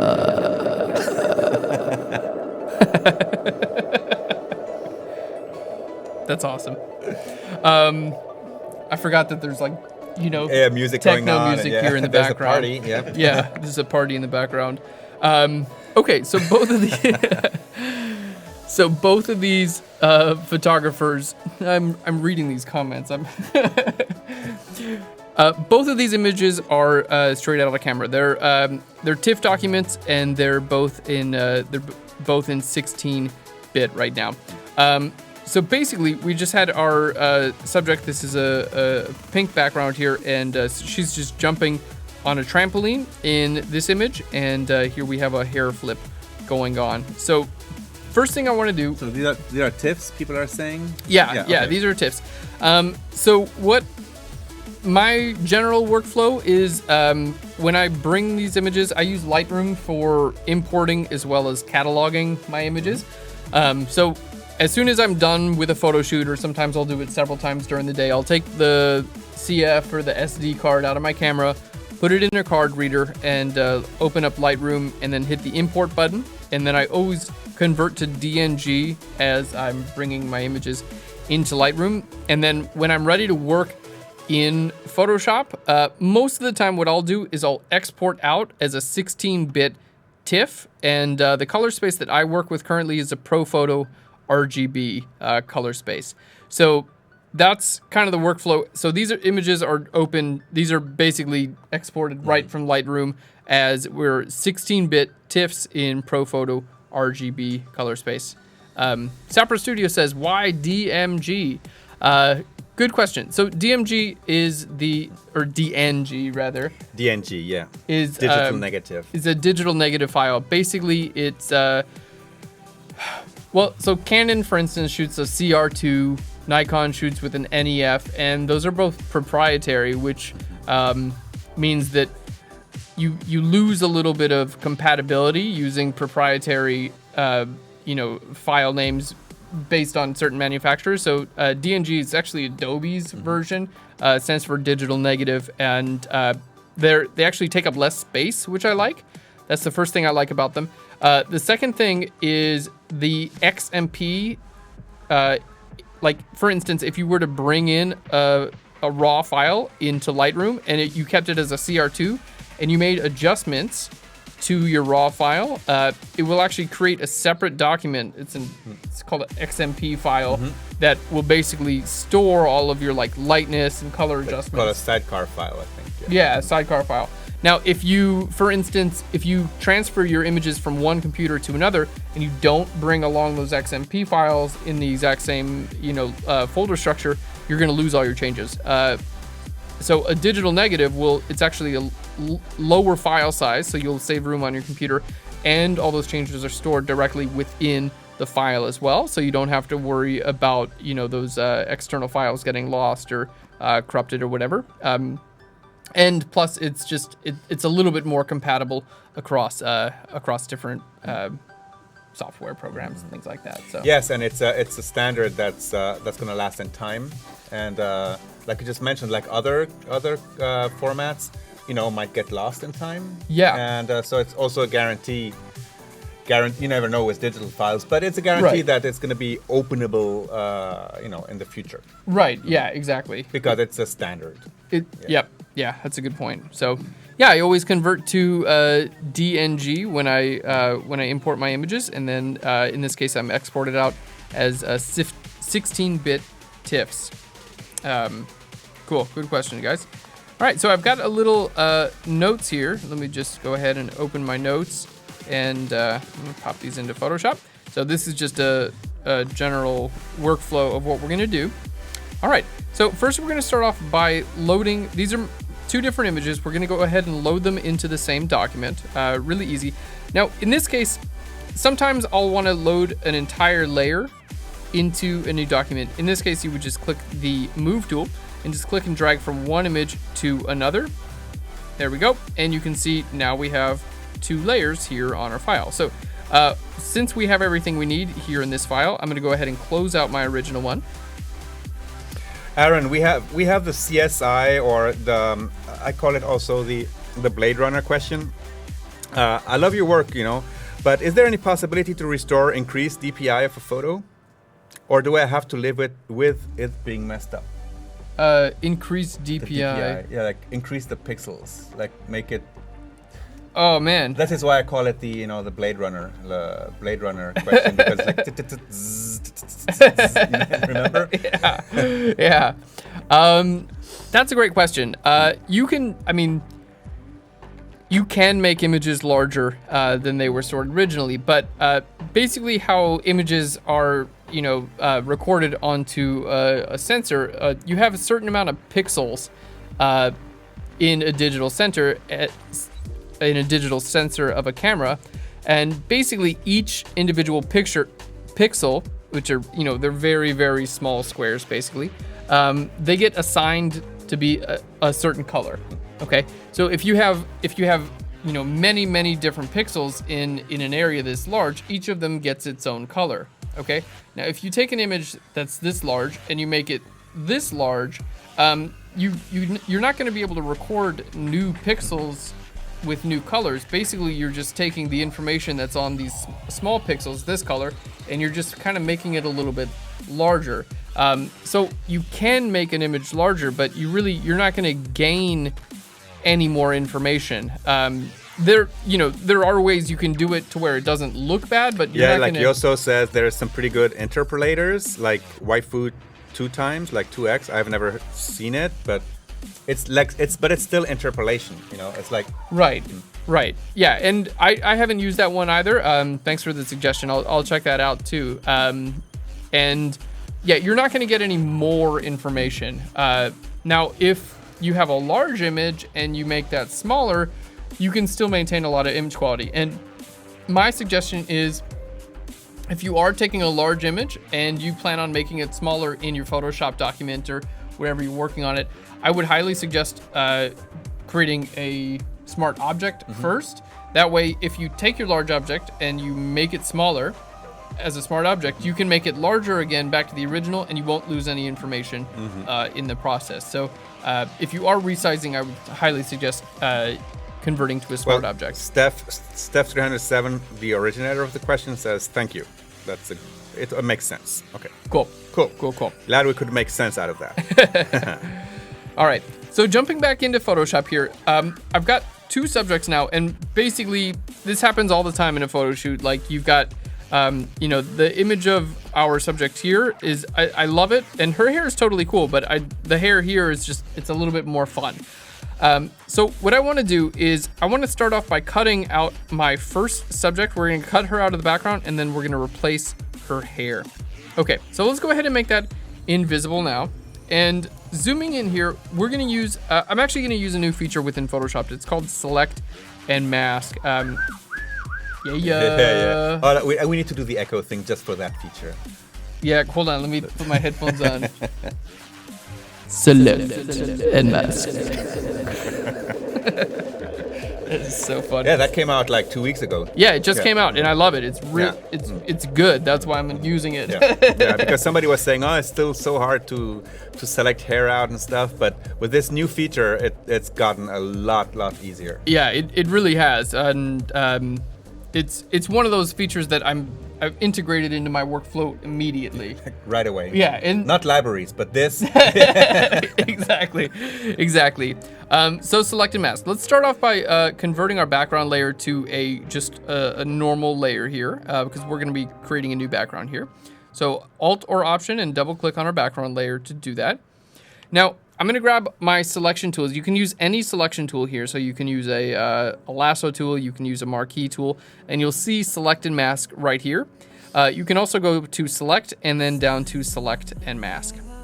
Okay, so now here within the select and mask dialog, basically we have a few different tools at our command. So we have our quick selection tool, we have our refine edge brush tool, and we have our regular brush tool, and we have our lasso tool. So we'll just quickly show you guys how this works. So we're gonna start off with our quick selection tool. And basically I'm just gonna paint right over top of my subject. And in this case, my subject was photographed on a pink background, right? So we're kind of like in best case scenario here a little bit, because the background is very simple and it's not incredibly difficult. Like, this tool can kind of figure it out, like, okay, cool, stop at the pink, right? So basically you just paint over the area you want to keep. Now, you guys introduced this new mode here, the onion skin view mode, which is like that. It's really, really cool. So the onion skin view mode, basically you can just change your transparency of your mask right here in the viewer. So you can see, okay, did I miss an area? In this case, I'm just gonna make my brush a little bit larger because it looks like, you know, it's not including these little dots and things like that in my selection, but it's not hard to add them at all. So we're just gonna go ahead and include these before as well. I lose it, Matt Bond Photos is thanking that we're actually, talking about selecting hair, and says that I love the tool, but it's screwing with colors around the edge, and we're gonna show you how to avoid having that problem. Yeah, for sure. Yeah, you guys did a good job with this tool. All right. So and I love the fact that we have a brush tool in that window as well, because it's nice. This lets you paint the black and white just like you did on the layer mask, right? Yeah, exactly. Yeah. It's a really well done tool. Did you guys make it? The tool? Someone in this building made this tool, right? Somebody in this building made this tool, yeah. Yeah. This is so fun for me. I'm like I'm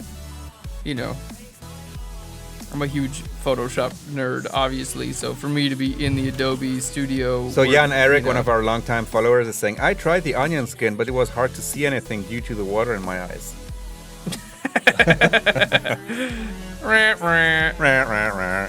Nice. All right, so we can see our subject is cut out. Now I'm gonna hold Alt or Option here and click on this area. It's gonna basically minus this area out of my selection, so I can say like, okay, well, this pink, I don't want that to be part of the selection there, so I'm just using the quick mask mode to kind of get that taken care of there. Now we're gonna go up. Let's go ahead and hold Alt or Option here as well, and there we go. Paint that away also. And I use this on your mobile app too. Photoshop Fix? Photoshop Mix. Yeah, and it works really well with like just your finger. I was like pretty surprised actually. Photoshop used to be hard. Now it's getting easier. That's the point. I know, but it's, my job is disappearing. No. We don't need you to teach it anymore. It's too easy now. I'm happy about it. All right, so now we're gonna go to our refine edge tool, and here's where I can actually paint in over top of the hair, and this is where it's gonna basically figure out, okay, what's the background, what do I want to make invisible, and what do I want to keep? And it's basically gonna do the hair for me. So for those of you guys who have difficulties cutting out hair, this is a great place to do this. And this is, and basically you start on the color you want to keep, and then you paint out. Start on the color you want to keep, and then paint out. Yeah. Okay. So basically, so especially for the hair. Yeah, so start here and then paint out. Exactly. And the cool thing is when you look at the, if you look in the view, now we have the onion skin, but if we look at the black and white, that's when we see the magic of the, of what's happening. Really, really good. Okay, now someone asked, there were some issues with color fringing around the edge. I'm going to go here to my output settings, and I'm going to click on decontaminate colors, and that's going to help me decontaminate my colors. Basically, it just pushes the current colors out to the edge. Yeah, so Matt Bond Photo said, I ticked that box to decolor the edge, but it made big blocks of weird colors. I had to make extra layers and mask, etc. That's really strange. Yeah. Well, I can't say it's strange. It all depends on what your background actually was. If it was like a multicolored background and very complex, yes, like selecting hair is going to be difficult. It always will, and there is no magic trick to actually select hair on a very complex background. Right. Not only that, but if you're working with an 8-bit JPEG that has already been compressed, so those squares you're seeing. Yeah. Oh, that's a good point. A lot of the time that has to do with compression, and that's why I'm editing with a 16-bit TIFF, which is not a compressed file. So well, he says Matt Bond photos white in studio. Wow. Really weird. Oh, yeah, that is weird. Yep. Okay. Oh. Well, in that case, if you're just cutting out a subject white in studio, I would suggest using channels to cut your subject out using that. And I don't have an extra 30 minutes right now, but go to Phlearn.com and type in cutout hair. And we have a free tutorial on how to cut out hair on Phlearn.com. Did you say free? It's free. All right, so our subject is cut out of the background. Now, in an image that I was delivering to a client, I'd probably go in and clean this a little bit more, but we're doing a live stream here, so this is more than good enough for what we're doing now. So I'm going to start off by creating a solid color solid color fill layer, and we're going to go up to a nice light pink here. Yeah, Blanca Dubon, like I said, like if selecting hair of a complex background, difficult background, it's going to be difficult. And there's no magic trick. There's nothing Photoshop can do to make it much easier. It does make it easier, with these selection tools, but a complex background is the complex background. Yeah, it's very tough. Something that I will do, if I have a very complex background and if I need to cut out hair from that very complex background, there are two things that you can do. One, you can create a custom brush that actually is in the shape of hair and then use things like scattering and rotation. And paint the hair. Paint the hair back in. Or you can use a very small, like a 1 or 2 pixel brush with regular brush tool and paint the hair strand by strand. Yeah. Which sounds nuts, but it's not that crazy. I actually do it quite a bit. So I hope that helps there. Okay, cool. So you can see here we have our subject. She's cut out from her background here. She's on a color fill layer. So we've got our color fill layer here. Now we do have this second hairdo here, the hair flip, and I actually want to replace the hair from my original image to this hair flip. So what we're gonna do is, here's my subject. Now we have this really nice layer mask on our subject already, and I don't want to destroy this layer mask, but I do want to remove her hair. So what I'm gonna do is I'm gonna convert this to a smart object, and then I'm gonna just create a new layer mask on the smart object. Okay, so Shift Option Command O is the keyboard shortcut we created earlier for smart object. And basically it's just going to convert that entire layer, and then I can put a layer mask on this entire layer, on our smart object rather, and I can go ahead and mask this in. Now in this case I'm going to use the brush tool, and you can see I'm changing my brush size based on where I'm actually painting, where I need to mask in and out. Again, if this were client work, I would probably be using the pen tool right now and create a really fine edge selection. But for this example, the pen tool is still something that you frequently use. Oh yeah, for sure. Yeah, and pen tool is one of those things where it's polarized. Like a lot of people, say I don't like the pen tool and whatever. It does take a little bit to learn, but if you need to create like a advanced, precise selection, there's no better tool than the pen tool. Yeah. So yeah, again, the And only plus, if you learn the pen tool in Photoshop, well, you're already ahead in your game when starting to use Illustrator. Yeah, very true. Very true. Yeah, so again, you guys can see I'm just using the brush tool right now, and the big reason I'm using the brush tool right now is just to save a little bit of time, because we're on a live broadcast. And Yeah, so Home Trainer says, I always use the alpha channel and select the best color combination to mask the hair. This works fine. Well, everybody has, their favorite way of doing things, like before, levels or or what was it? Curves. Or curves, yeah. And there's, you can use the selection tools we have in Photoshop. You can use, like somebody called it, the channel-based masking, like old school. Well, if it works for somebody, well, let's use it.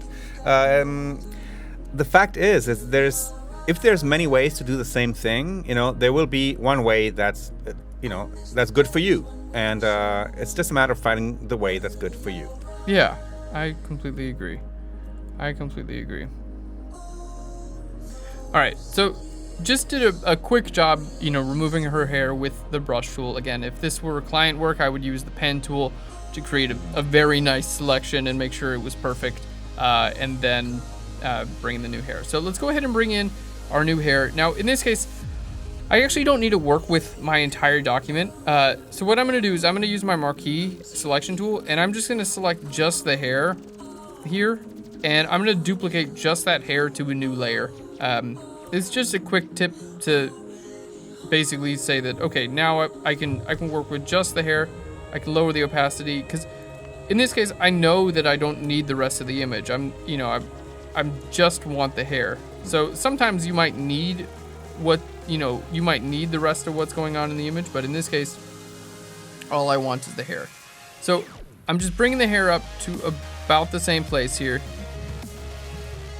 All right, and just gonna use my transform tool and make sure we can fit from one head to another, and it doesn't have to be perfect right now. There we go. This is really the beginning of compositing, right? I mean, yeah. This is one thing that so many people out there are interested in learning, like how to composite things. And this is the first step in compositing, like merging an image with another, and then it can go more and more complex. But this is, always begin with something, with maybe 2 layers to composite together, and then go from there. Yeah, and also always begin with images that were taken during the same photo shoot.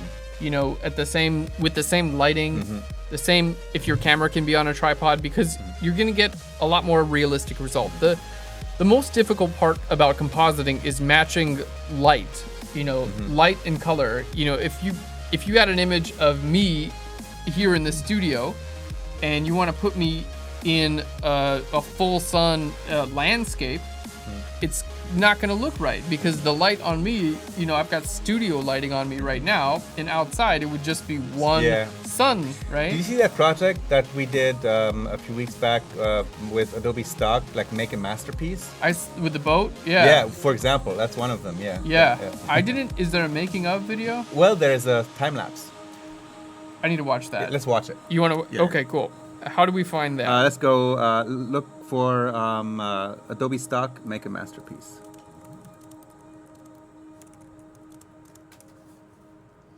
Make a masterpiece, okay.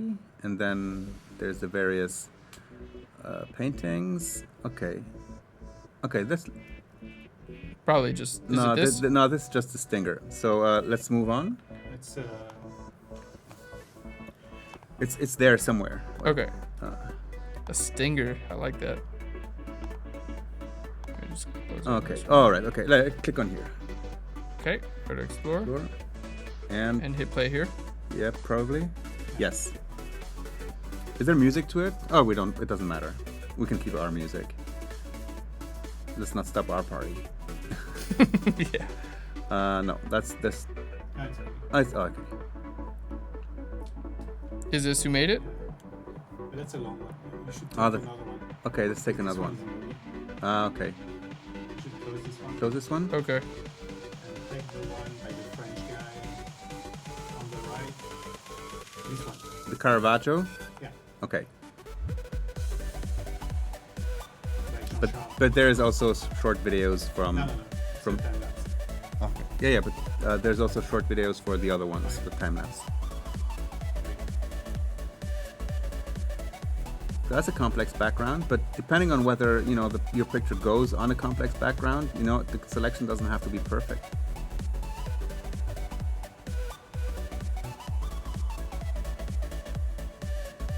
I love how the layers are evolving. It's crazy. Yeah. Look for the wings. Look at the layers now. Oh yeah. Oh, Three, it's one feather.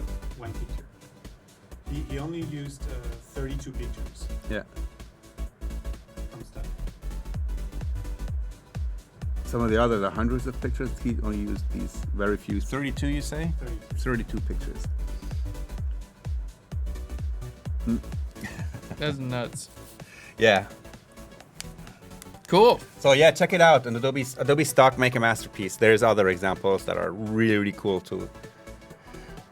Let's move back to the hair. Okay. Yeah, that's cool. It got me inspired. All right, so let's go ahead and show you guys how to cut the hair out. Now we're gonna use basically the same tool here, select and mask, to do it. So if you guys are using an older version of Photoshop, you can use. Do you want to drink some coffee? Your coffee is getting super cold. I know. You Well, want some I've been water? drinking the cold brew okay, here, okay, which cool, is okay. yeah. I've got yeah. This is getting warm. Yeah. My cold coffee's getting warm and my hot coffee's getting cold. All right, so let's go ahead and go up to filter. We're gonna go to, select and down to select and mask. Okay, and again, we're gonna start off with the hair here. So let's go ahead and we're gonna use our onion skin mode.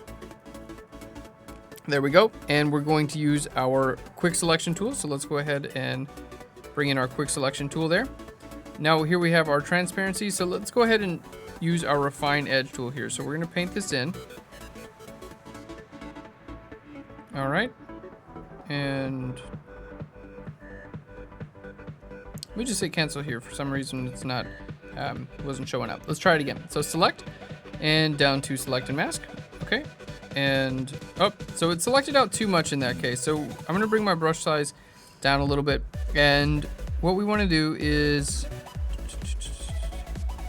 all right, we're going to start off with our brush tool instead of the quick selection tool. And this will allow me to create a smaller selection because it started off by selecting out the entire image, and that's not what we want. So we're gonna paint that with a brush tool, and then I'm gonna go to my refine edge tool and start inside of the hair and then paint out. That's actually a very good tip. I've never thought about it that way, to use the brush tool to actually make a very general selection without using a selection tool and then paint out of it. Yeah, It's the first time I've ever done it. All right. It seems to be working, so.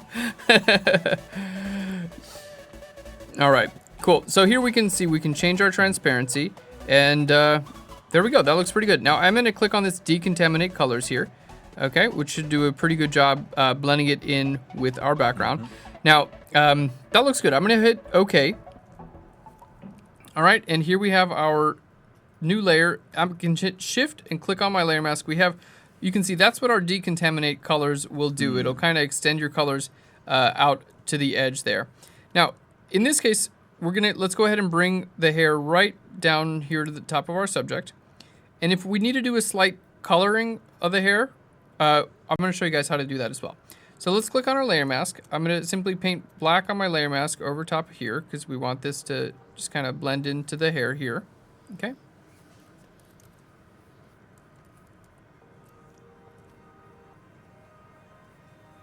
There we go. All right, and on this layer mask, we're just gonna paint this white right over here on the bottom layer mask, just to get them to kind of blend together.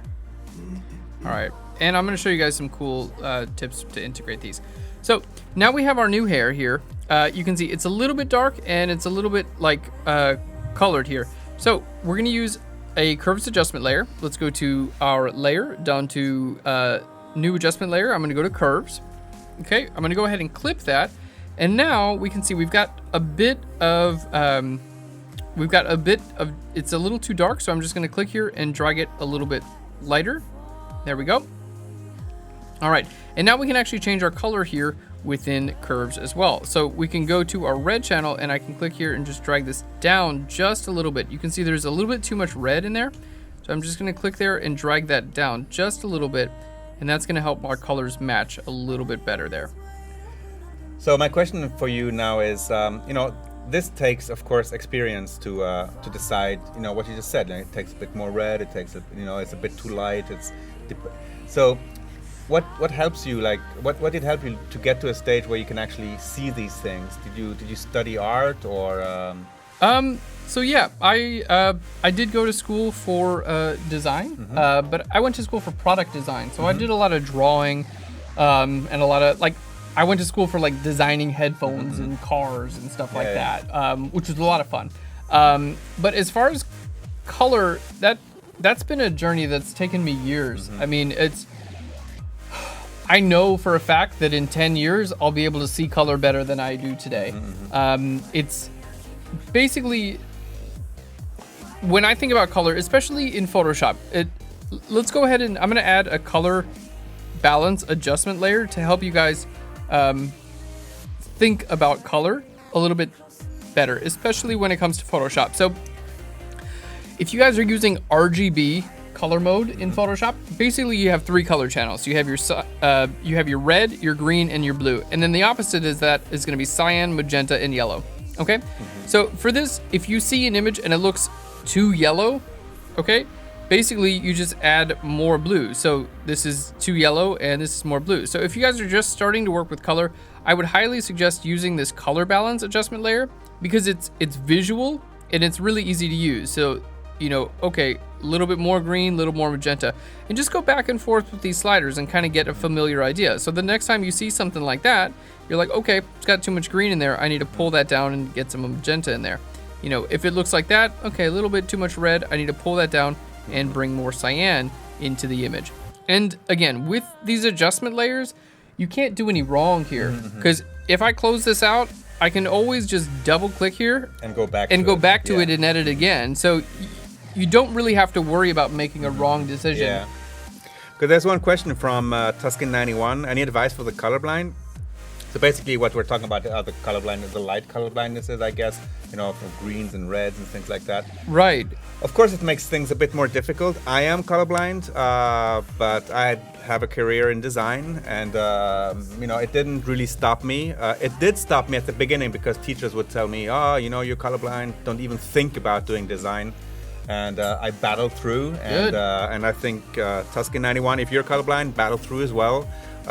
Don't let that limit you, because colorblind people actually have other senses that that non-colorblind people don't have. Like, we have a sense for depth, we have a sense for tonalities that that's stronger. So don't let that be a problem. Of course, we see the exact the subtleties of images, or how much red or this like you just did maybe. Right. But and there's also ways to preview the how colorblind people actually see.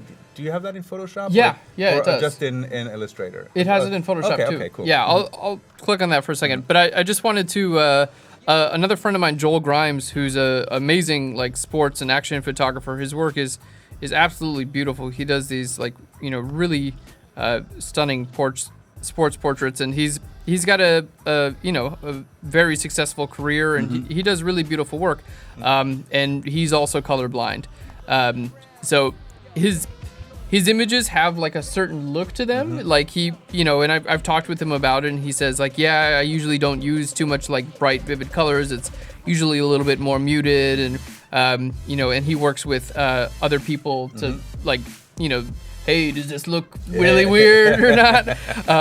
But he's developed this style that is unique to him because he sees color in a different way. So, for him, he's created art around that. And so I would say don't let that stop you. You might see images in a way that, no one else does, and that allows you to create art that no one else is creating. Yep, definitely.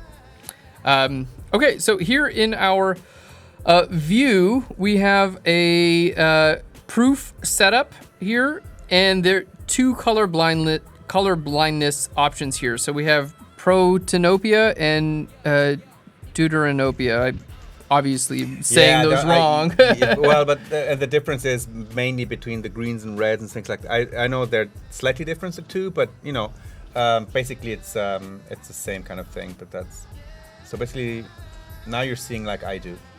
Oh, okay. Or maybe Yeah, or maybe Who knows? Maybe really, it's the other right? one. I don't know.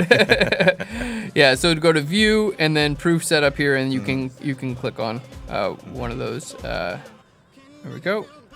Proof Setup, and we'll just go to what were we at before? Yeah, Tuscan 91. It's a question that I never overlook because it touches me personally, and I've met many people during my career with this color blindness, and with people like pushing them down and telling them they should stop being creative and that they'll never work with color and never be designers, never be photographers, and just no. yeah. Don't accept it. Never. Yeah, and like Monet, they say had like really bad eye problems, and all of his images are kind of blurry looking, but well, they're beautiful, right? Yep. So like, or maybe he did it on purpose. But there are some people who think that he may have had some like eye issues, So, create the art that's unique to you. Okay, so here we have our subject cut out from our background. You can see we've added new hair from a different image here. Okay, we've got a couple of layers that we don't need anymore, so we're just going to delete those out. Okay, and we have our solid color adjustment layer for our background. So let's go ahead. Now we have our subject here, and we have our the top and the bottom of our subject. I'm going to shift click the two of those layers, and we're going to hit Shift Option Command O, which is the keyboard shortcut that I just created, if you guys were watching earlier, for Convert to Smart Object. You can also simply right-click and go to Convert to Smart Object, so if you want to do that. So now basically from two different files, we've got one subject. Okay, so now let's jump in and create a couple of shadows for our subject. So I'm going to click here and drag down to the duplicate icon, the new layer icon, and now we have another layer for our subject, okay? And we're going to use this to create a shadow. So basically I just need this. To answer the question, the first question of the stream. Yes. How did you create that shadow? How did you make that shadow? To answer the first question of the stream, basically we're just duplicating our subject. Okay, now in this case, all I need for my subject here is basically her shape, right? I don't need a color definition or anything like that. So I have a smart object of my subject. Again, if I wanted to edit her at any time, you simply double click here. Now, in this case, I'm just gonna rasterize this layer here because it's gonna be my shadow. So we're gonna right click and I'm gonna go down to a rasterize layer. It's just gonna turn it into normal pixels. Okay. Then I'm going to click on my lock transparency icon here. So we're going to lock the transparency of this layer. Okay, and then I'm going to hit Shift Delete, which is the keyboard shortcut for our fill dialog. Okay, you can also go to Edit and Fill. Now in this case, I'm going to choose to fill this with a color. I'm going to click here on our background, and I'm going to choose like a dark saturated version of our background and hit OK. So basically, it's just going to fill our entire subject with that. So now we can see. For those of you guys who are creating shadows, don't create them in black because shadows are not black. They're usually a darker, more saturated version of the color that you're on. So in this case, we're using a dark saturated pink. If you were to create it in black, it just wouldn't look right. All right, so let's go ahead and fill in the hair a little bit because obviously we don't need transparency in there. Okay, so here we have one version of our subject shadow. So looks good. Now in this case, we are going to use, I'll show you guys a few different blurs with our subject, just to get an idea of. You could use that and now put the little white wires like this and make an Apple ad. Yeah, done. Apple ad. So let's go ahead. Now we are gonna put a couple of different blurs on here, and I just want to show you the difference between those. So if you guys plan on, anytime you plan on doing a blur on a layer, like in this case, we're going to start off, I'll show you what a Gaussian blur looks like. I'll show you what a box blur looks like, shape blurs and things like that. Anytime you plan on blurring an entire layer, I suggest turning it into a smart object first, because smart objects allow you to use smart filters, which allow you to go back and change those at any point in time. So that's my suggestion. All right, so let's go ahead and turn that layer into a smart object. Okay, we've got her right down here. Next, we're going to go to filter. I'm going to go to blur, and I'm going to show you a Gaussian blur to start with.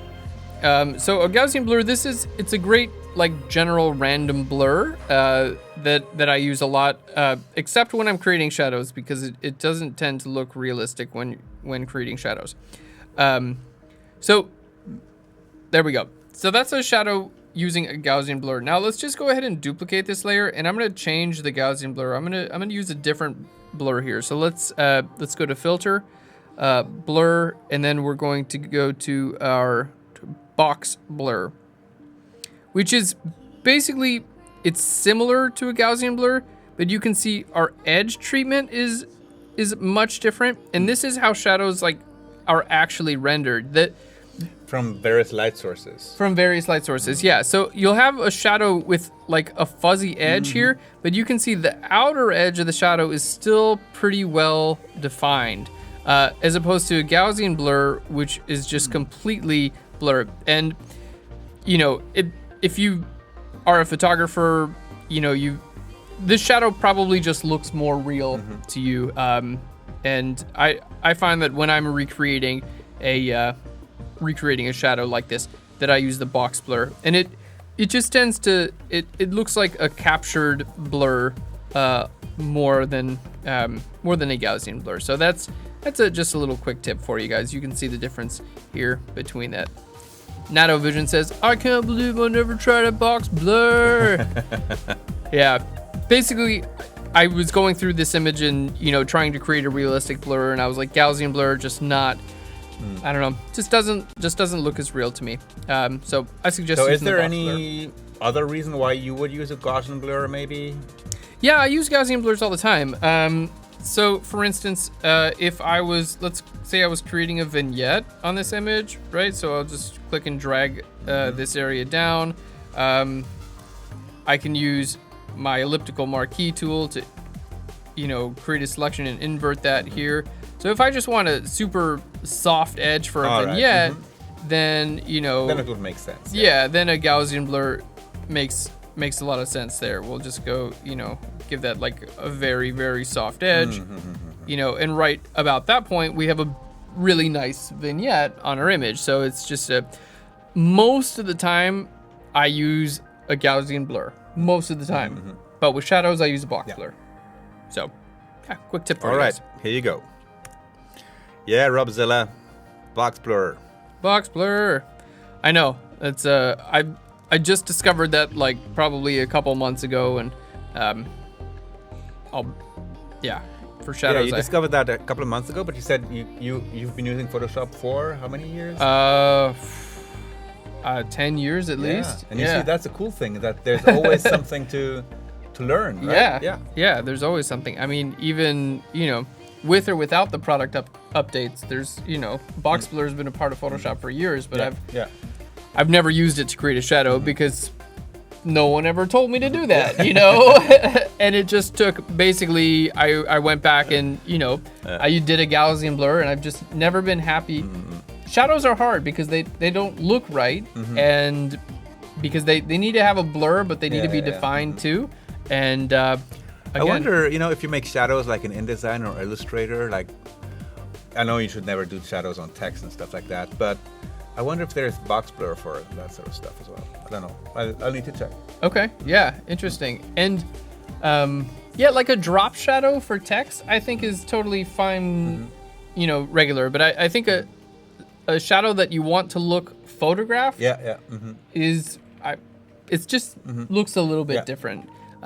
So yeah, I would go to box blur then. Okay, cool. Can we zoom in a little bit just to show, because people are, you know, never. Yeah, you can really see that it's differently treated, right? Yeah. Let me just undo this a couple times, so you can see. Okay, here we have on the left. This is a Gaussian blur shadow, and on the right, that's a box blur shadow. And you could do a box blur, and if you wanted to blur those edges a little bit, you could apply a Gaussian blur after the box blur, like a very small Gaussian blur after the box blur, and that would work too. Yeah. Something that I really like is the field blur for creating shadows as well. So sometimes, in this case, our subject is like the same distance from the background, like from the top to the bottom, right? But sometimes if a person is standing, right, their feet are basically in the same place as the shadow, but their head is pretty far from the shadow. Yeah. And a shadow will actually get more blurry as it goes farther from the source. So oftentimes I use a field blur to make the shadow increase in blurriness as it goes farther from the subject. Right. Which I can show you guys how to use that, how to do that real quick, if you're interested as well. So let's start with this layer, because the field blur trick is kind of cool here. Let's say we did this and we wanted it to make it look like, I don't know, I just used the warp tool to kind of bring it down. Yeah. So let's say we wanted this area to be have this level of blur, but at the top we want more blur. So we're gonna go to filter, we're gonna go to blur gallery, and I'm gonna go to field blur, and basically click right here and choose a smaller blur here, and then here at the top we'll just choose a larger blur. Okay, and there we can see we kind of have, we have almost no blur here at the bottom, but as we go farther and farther, we're able to add more and more And again, blur. that's one of those other non-destructive things. You can always go back into it and change it if you don't like it, or... Exactly. Yeah, so that would be my other suggestion there as well. Now, we did have one question that was actually a good question.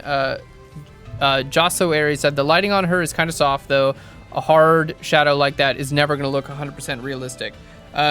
So that's a good question. So what I would recommend doing there is we're going to go back to our original subject. Okay, I'm going to just open her in a smart object. There we go, real quick. Open our subject in a smart object, and I'm going to, there we go, shift click on my layer mask. Okay, and then we're going to go out, and I'm going to look at the original shadow from the original photo shoot. And you can see it actually looks more like, doesn't that look kind of like a box blur there? Yeah. So this is the original shadow. How many lights do you have there in the studio? This is two, well, I've got two main lights hitting our subject here, and those are both camera left, bare ball. Okay. And then I have another light that's behind the camera shooting into a giant V flat. Okay. That's just filling in our shadows. So it's 3 lights total. But the shadows that are hitting my subject, those are both from bare bulb lights, camera left. So let's go ahead and use our Best how to do shadows tips ever. So much PH on fun. All right, thanks guys. Okay, so now that we have our shadow here, okay, that we've created with the box blur, I just want it to look a little bit more like this. So we're gonna change our layer blend mode to something like soft light, okay? Or let's try overlay works. Let's try multiply. Yeah, we're gonna try multiply, but I'm gonna just change our, it's a little bit too dark right here, you can see. I can just look at my original shadow and kind of compare.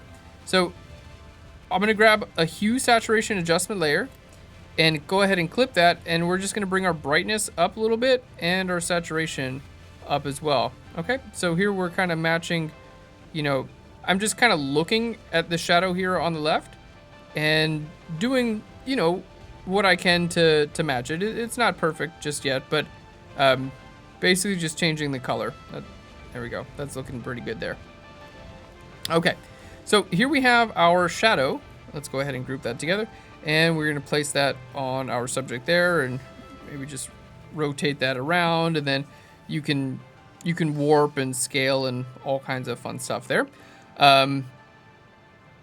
And you can see the shadow in some parts is more visible and some parts is less visible. So I can just create a layer mask on here and paint black on my layer mask at like very lightly. Just very lightly, and that just it creates a little bit more. You can see I'll just shift click on this layer. It just makes it look more real. And then because I actually did have 2 light sources on there, I'm going to duplicate that entire shadow group, and I'm going to change my opacity to like 20 or 30%, and then just do another one like right there. So you guys can see it's really light there. But there we go. It just kind of adds another layer of like reality to that shadow there. All right, cool. So let's go ahead and close this down. So again, I just did that by looking at my original shadow there. So yeah, the goal is, try to... Is there any reason why you don't use transparency on the layer to make the shadow lighter? Oh, as far as making it less visible? Yeah, you could do that as well, but I also wanted to increase my saturation. So if I just brought this down in visibility, you can see it's not saturated. It's like grayish looking, and I wanted a more saturated shadow to match the background as well. And in this case, because the shadow is just filled with one solid color, changing that color using a hue saturation adjustment layer is relatively easy. Cool, good question. All right, so our subject's cut out of the background. Now remember, we want to create that cool lightning type image. So I'm gonna go ahead and zoom out. I'm gonna hit C for the crop tool, and we're just gonna like bring this up a little bit and put our subject right about there. Now I'm using a color fill layer on my background. So as I use my crop tool and extend out my crop, there we go. You can see it's gonna extend out my background as much as I want. And I can always go in here. So we have our shadow here, right? I can always go here and extend my box blur because I'm using smart objects with smart filters. So I'm gonna double click on my box blur now, and I'm like, you know what? I think it could use a little bit more of a shadow, so I can change this. If I wanna take away the shadow or make an extreme shadow, at any point in time, I can go in here and change these settings and get a more realistic result based on... Because in the end, what we're talking about is really the illusion of whatever we're doing, right? Right, yeah, for sure. Yeah, it's not a real shadow. Obviously, we're trying to create a shadow in Photoshop, but it's gonna look more real, and the more control I can have over it, the better. And again, anytime you guys are blurring, I highly recommend creating a smart object first, because as you just saw just now, when I zoomed out, I was like, you know what, that shadow's a little bit too hard. So instead of having to go back and redo all that stuff, I just double click right there on the box blur itself and change the blur amount. And it's like, it's simple and so where do it say, I learned the color fill for background from your YouTube channel, man. I use it all the time. Yeah, thanks, man. A lot.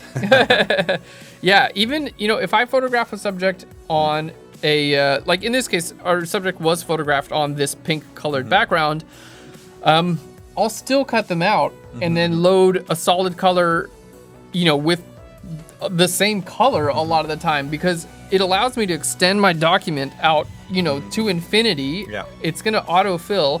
And not only that, but now I have perfect color consistency from top, bottom, left, and right that, even if you light a backdrop very, very well, you're not gonna get that. So, and in this case, we created a shadow from scratch, but a lot of the time I'll use the shadow from the seamless on the solid fill adjustment layer. Basically, you just select it out using the select and mask. And you use that as a reference as well. So yeah, you can use it as reference, or you can use the exact same shadow, which is That's pretty right. cool too. AZSDE to infinity and beyond. To infinity and beyond, yeah. Okay, well, in this example, I decided I wanted a blue area on the bottom of my image. So we have a color fill adjustment layer here on the background, and I'm gonna go ahead and duplicate that because I actually want on the bottom to be a different color. And again, this is everything that we're doing here, these are just creative decisions that I wanted it to look like that. You know, there's no right and wrong here. So let's go ahead and click on our layer mask for our duplicate of our color fill adjustment layer. And I'm going to split the image right there. Okay.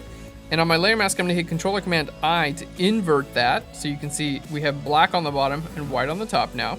Okay. And then here on this color fill adjustment layer, I'm just going to turn it to like a nice blue. Cool. Just, it makes our image just a little bit more complex and a little bit more fun. And we're going to add some lightning in here in just a second.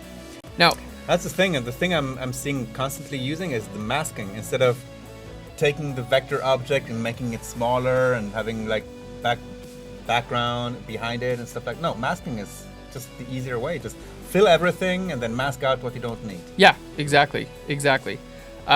So you can see also here, because I added that blue on the background, now this pink looks great here on the top, right? The cool pink. This is the new Photoshop splash screen. Is that from an actual Adobe? It's me. Oh, that's you. They were talking about the background. Oh, our background. Oh, okay. Yes. No, I thought you were we gonna don't see that. No. We don't see that. Yeah, we've already taken that. Yeah, it's Yeah, a new splash screen. Taking my graphics. All right, I'll accept my royalty checks in the mail.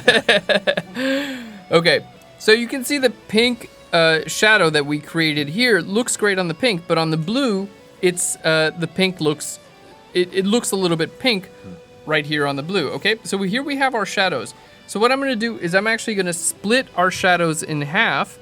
Half the shadows will exist on the pink, and then half the shadows will exist on the blue. So keep in mind, if you guys are photographing a subject and you wanna recreate a shadow, don't create a gray shadow. That's not gonna look real. A shadow should have some color to it, just like you saw on the original image. Let's go, I'll just open up the original image one more time here, just in the preview so you guys can see it here.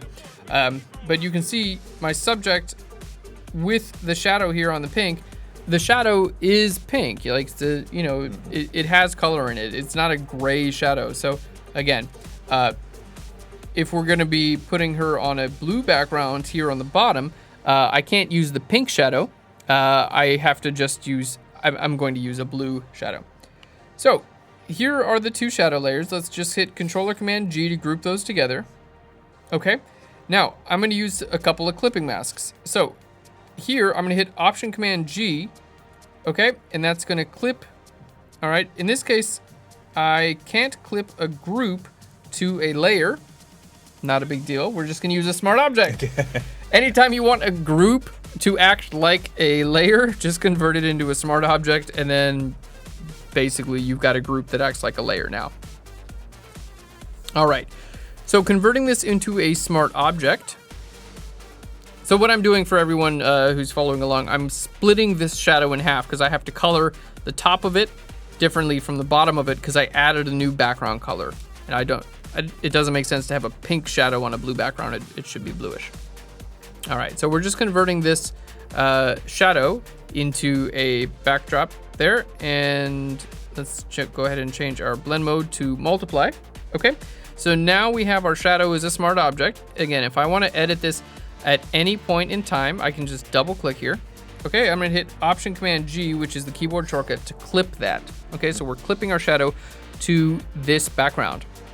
Okay, now I'm gonna simply duplicate this, hold Alt or Option and drag it to the new layer icon. Okay, and I'm gonna bring it down below my other shadow and clip it there. Sorry, my other background. So what we have now, we have a blue background here, okay, and a shadow clipped to that.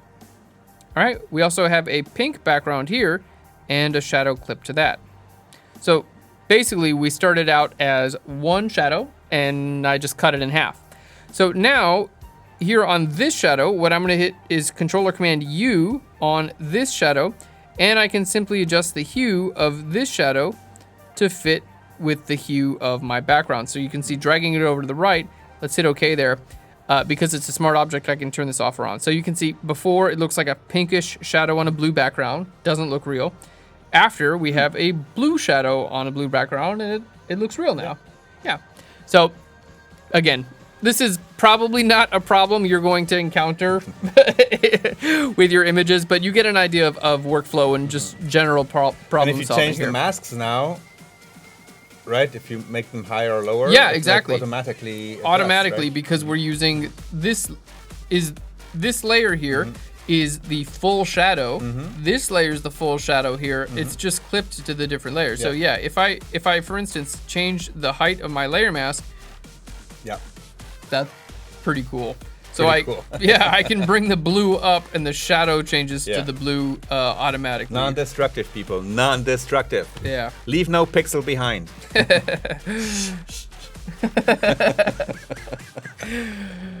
Yeah. Really cool. All right, so we're looking great, guys. Let's go ahead and zoom out. I'm gonna just recrop for, get a little bit closer about our subject here, and then we're going to create our lightning strike. Just nice and easy. So this is just, it's fun, like graphic type images. In this case, you can see, because I cropped out a little bit, all I have to do is click on my layer mask and extend that out a little bit, and we're good to go. Okay, so now let's go ahead and create our lightning bolt, because, when we photographed the subject, I didn't have planned that there was going to be a lightning bolt. She was just jumping up and down. She was like, point over there. Okay, now point over there. Now, just did a lot of fun stuff. And in editing, I was like, all right, it'd be cool if she was like pointing at something. Decided on the lightning bolt, kind of made sense. And then we made her hair stick up like she's, like electric or whatever. Electric. Yeah. Ooh. Yeah. All right, so for our lightning bolt, now we're gonna do a little bit of organization here. Can we try something? Yeah, of course. Can we try to find a lightning bolt in the Creative Cloud assets? Yes, we can. All right, let's go to Window. Right under Creative Cloud. Okay, here we go. And we go to assets. Okay. And there, try to find a lightning. All right. A bolt. All right. And there you have it already. You don't even need to draw it. This is I don't even need to draw it. This is already vector. Choose the one you like best.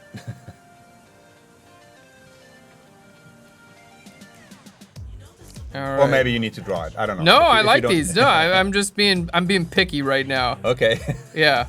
I like that one. That's actually pretty cool. All right. All right, so we're gonna hit the download to Creative Cloud, put it in my library, and hit continue. Okay. Now I'm gonna jump back into Photoshop here. We're gonna go to Window and to Libraries. Okay, and let's to your library. Now you're probably in the stock library. Yeah, so let's go ahead and clear that out there. My library. Is the bolt there already?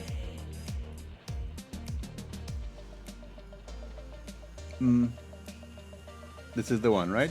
And we saved it, right? I don't remember. I think so. Let's go back. Okay, add to libraries. Yeah, there we go. My library. And now it should show up here in my library. As soon as it syncs. Yep.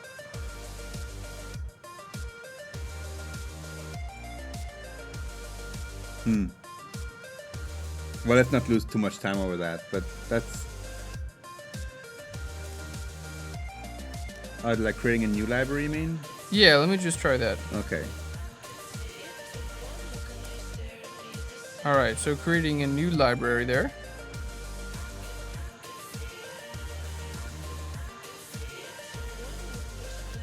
All right, here we go. And let's see if that popped back into Photoshop there. Lightning. Okay, the library was created. Ah, okay, because it's vector. Well, you should be able to drag and drop it, but yeah, you probably can. You open it in Illustrator. Can I do that straight from the app? Because that seemed to work out pretty well here. Okay. Yeah, let me just type in lightning. Yeah, but there we would look in Adobe Stock. Oh, but we could see if we could look at an illustration. Like, yeah. So what is that? Or vectors. There's oh vectors. Yeah, vectors. Let's look for vectors. What was that? Don't know. Oh, there's some arrows. Here we go. Oh, wow. Some cool lightning here. Oh, cool. So I can download this entire pack. So let's click on there. Lightning bolt icon vector illustration. Cool. So how do the assets, like I clicked up here and went to assets. How is that? It's in the first My Library. Okay. Oh, You was it probably there? have more libraries that are called My Library. Oh, okay. All right, so we can Okay. click and drag this in, and then because it's a vector, I can resize it, right? If you're gonna commit to it, you can resize it, and then you can mask out the one you want, and by double clicking on it, you probably open it in Illustrator though, which All maybe right. is not what you want right now. But I'll go ahead and hit license image here. okay, let's license it. Get rid of that. Get rid of the Watermark? watermark here. Yeah. Thank you, Mr. Vikshai. It was there. We're gonna look at it later. All right, and it's updating now. So this as a vector, Boom. yep, there we go. It's updated. Perfect. And as a vector now, I can make this larger and smaller, right? Yeah. I can make this any size that I want, and Absolutely. we're not going to lose any information because it's a vector-based image. And this is, yeah, looks great. The image itself, where is it? Is it stored on It's stored in a Creative Cloud library. in a Creative Cloud library? Cool. All right, so that's the one I want. So I'm going to make our image even larger. Let's go ahead and, you know what I'm going to do? I'm going to hit Controller Command T. I'm going to change my control point to right there. There we go. Or maybe you know what you can do is just double click on it to open it. Do you have Illustrator installed here? Maybe not. No. I don't know. No, I don't. Okay, Not okay. on this computer. Okay. But I could separate that out Yeah, you in could. Illustrator. Yeah. And then just copy paste the path and Yep. and you're good to go. All right. So Yeah, people, don't forget the survey. The survey is really important for us to help us define content for future streams, and also to get feedback from you guys. You know, and each day, today is the first day of the photo and video stream we're doing. So for the next 3 days, we're going to be giving out a full year of Creative Cloud to a lucky winner who's submitted the survey. So please, please, please submit the survey. It's really useful for us. yeah, that's so cool. All right, so we're just making this a little bit larger, and it's rendering out now. And then once it's rendered out, basically what I'm going to do is I'm going to Yeah, take... it's now rendering out all the other arrows as well, I guess. Yeah, exactly. That's why it's taking a little bit of time. All right, Okay. cool. So here we have, looks great, and you can see because it's vector-based, we haven't lost any information here, which is really nice as well.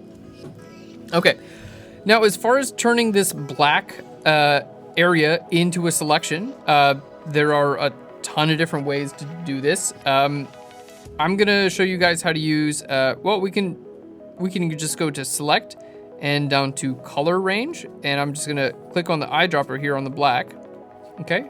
And we'll go ahead and bring up our fuzziness up. There we go.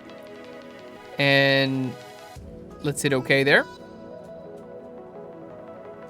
All right, so now we have our black area selected. So on a new layer, let's go ahead and just create a new layer. So we pulled in the asset of the lightning bolt here, but it's tied to this layer here with all the other lightning bolts on it as well. So on this new layer, what I'm gonna do is we're gonna go ahead and click on our adjustment mode, our adjustment layers, and I'm gonna go to a solid color adjustment layer, and we're just gonna fill it with like a light blue for now. So let's hit okay there.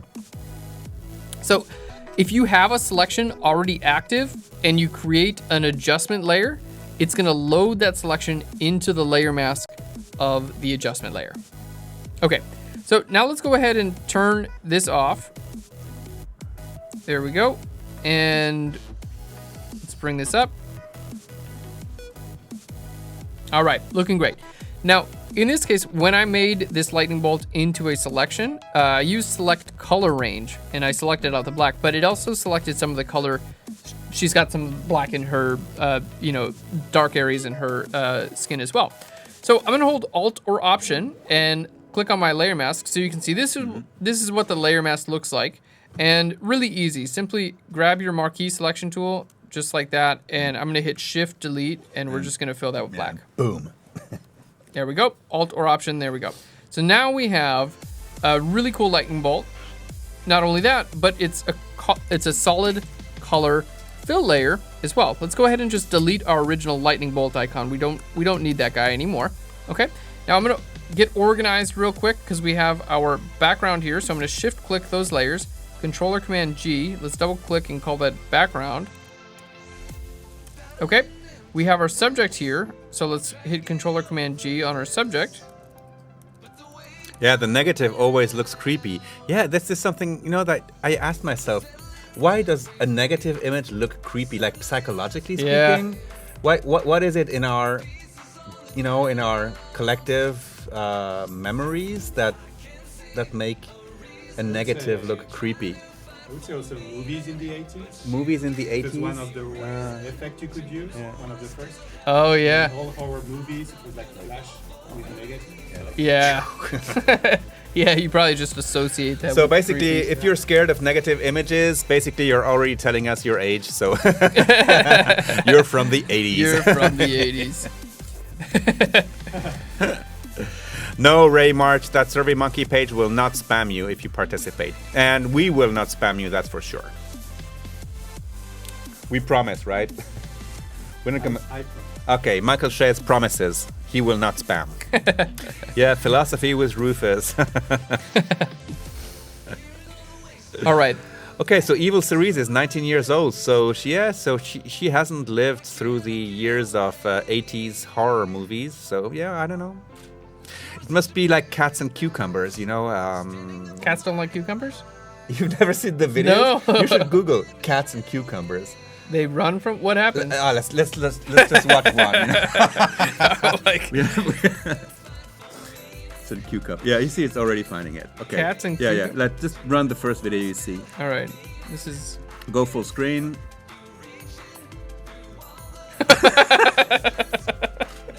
And this apparently is because they're hard coded in their DNA to be scared of this long shape, which in their DNA means it's probably a snake. Oh my god. Yeah. It's really cruel. Don't do it at home, okay? We're just laughing because it's They just watch so they when their cats are eating, they just put it behind them and wait. Yeah. And then then it's like slowly turns around. Slowly. What is that? There's What a cucumber here. Wait. Oh god! The other one didn't see it. That's No, amazing. not yet. Yeah. Okay. So basically, probably something in our DNA, hard Everything's coded us fine. with. No cucumbers Yeah. here. Oh god! That's amazing. Oh well, yeah. Oh, so Evil Cerise said my cat was unimpressed by the cucumber. Okay, so I don't know. Let's go back to work. Back to work back here. To work, Yeah. Otherwise. All right. So we have our lightning bolt. Now I can change this color at any point in time. I'm going to duplicate this layer because I kind of want to create like another color on the back end here. So let's go ahead and duplicate. We can choose our background color here. Now something that I actually like to do. I'll show you guys this because it's one of the cool kind of like workflow things that I like to do. So I'm going to go to Window, and we're going to go to Extensions, and I'm going to go to Adobe Color Themes. There we go. So if you guys are, if you are trying to create complementary colors or colors that work together in an image, but you're, you don't have a good idea of what colors work together, or you don't have a color wheel on you, basically Adobe Color Themes will allow you to do that, which I think is really cool. So again, just go to Window, down to Extensions, and then Adobe Color Themes. So what I'm going to do is we're going to start off by using the eyedropper tool, and I'm going to select out my background color here. So we've got our background color selected. Okay. Then this button, Set Selected Color from Active Color. Okay, so we're going to set that there. All right. And then we have a few options here. We can choose complementary. And now we have complementary colors that are set to our background color. Or we can go to a triad, right? And you can extend these guys out as well. Triad is like from three, like opposite, like in the triad it's hard to be opposite, but like from the furthest part in the color spectrum possible. Exactly, yeah. So basically you have a few different color combinations that are going to work. A monochromatic, this will give you different shades of the same color based on lightness. The triad, in this case, will give you some blues and some yellows, and you can kind of pull these out as well if you want. You'll get a little bit more, you'll get more, there we go. You'll get more like saturated colors here, or you can pull these back in.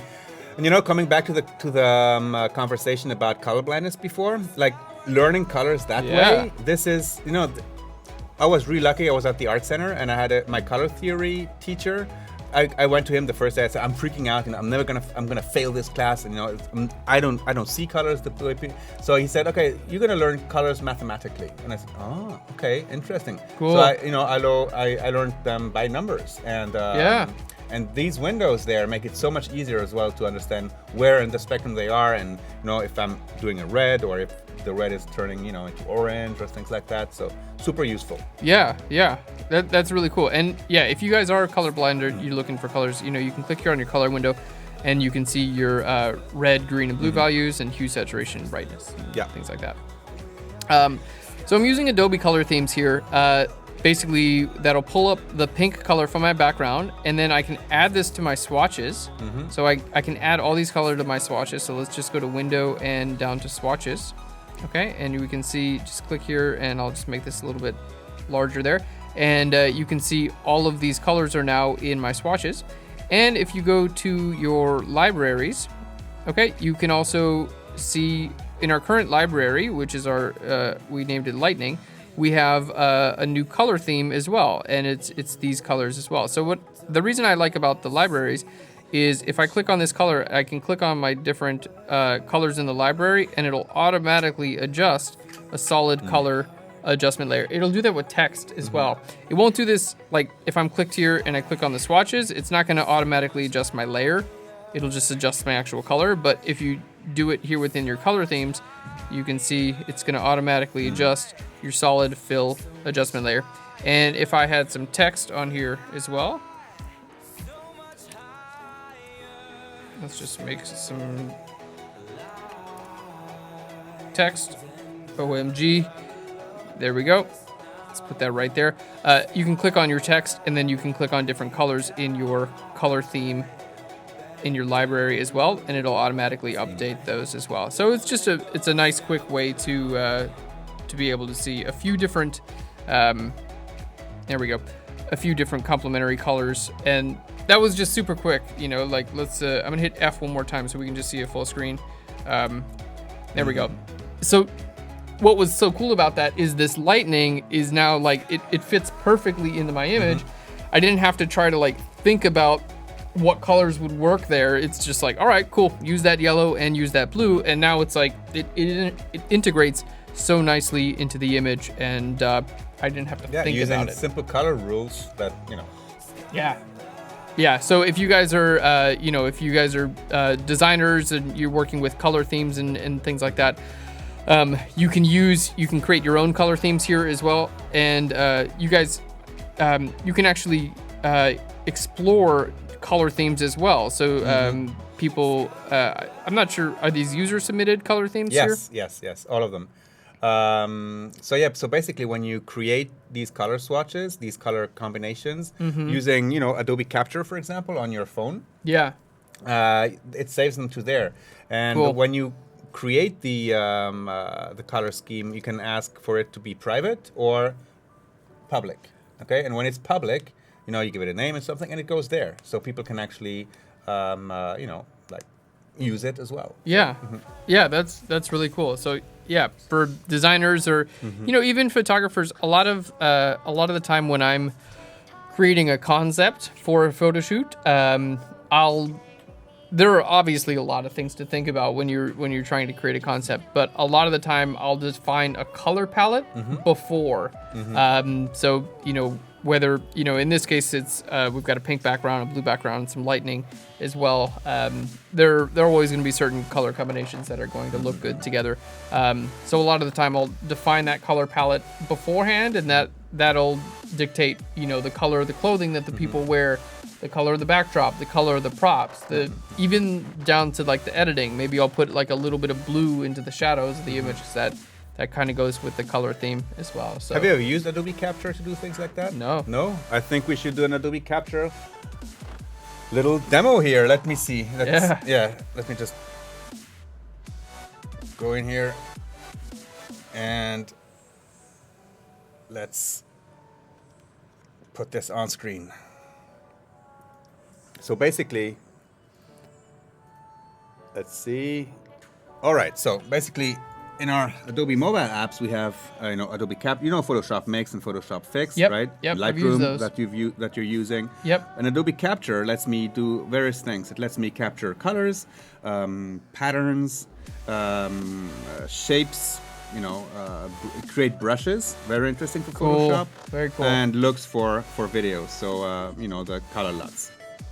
So basically, what I'm doing, if there's something that I like when I'm walking in the streets or in nature or something, I said, I really like that color combination. So you just say plus, and then basically when it goes, you see, I said, I like that color combination right there, and then you say, okay, let's take this one, okay? That's nuts. And then I'm gonna say, this color theme is Aaron's theme. Okay, I'm gonna save it in a library. Okay, let's say let's put it into color themes. Okay, make discoverable on or off. Yep. Okay, published on color.adobe.com. You Okay. can go check it out right now. Can I search? Once it's saved. Yeah. Okay, and then I say, okay, it always keeps the original image, and then I say save color theme. Basically, this is the color theme that we've just saved. So I can always go back in here and say, okay, what's the info? Aaron's theme. I can also go asset. The asset is private. I can go back to preview. I can go back into like looking at the color, like what the RGB values are, etc. Back into here and reuse. Like continue working on it. And then basically, once I'm done, I just close here, and then we go back into your Adobe Color themes. Yeah. And look for Aaron's theme. Let's see if it's already there. Maybe there's a dozen Aaron's themes. Aaron theme Aaron.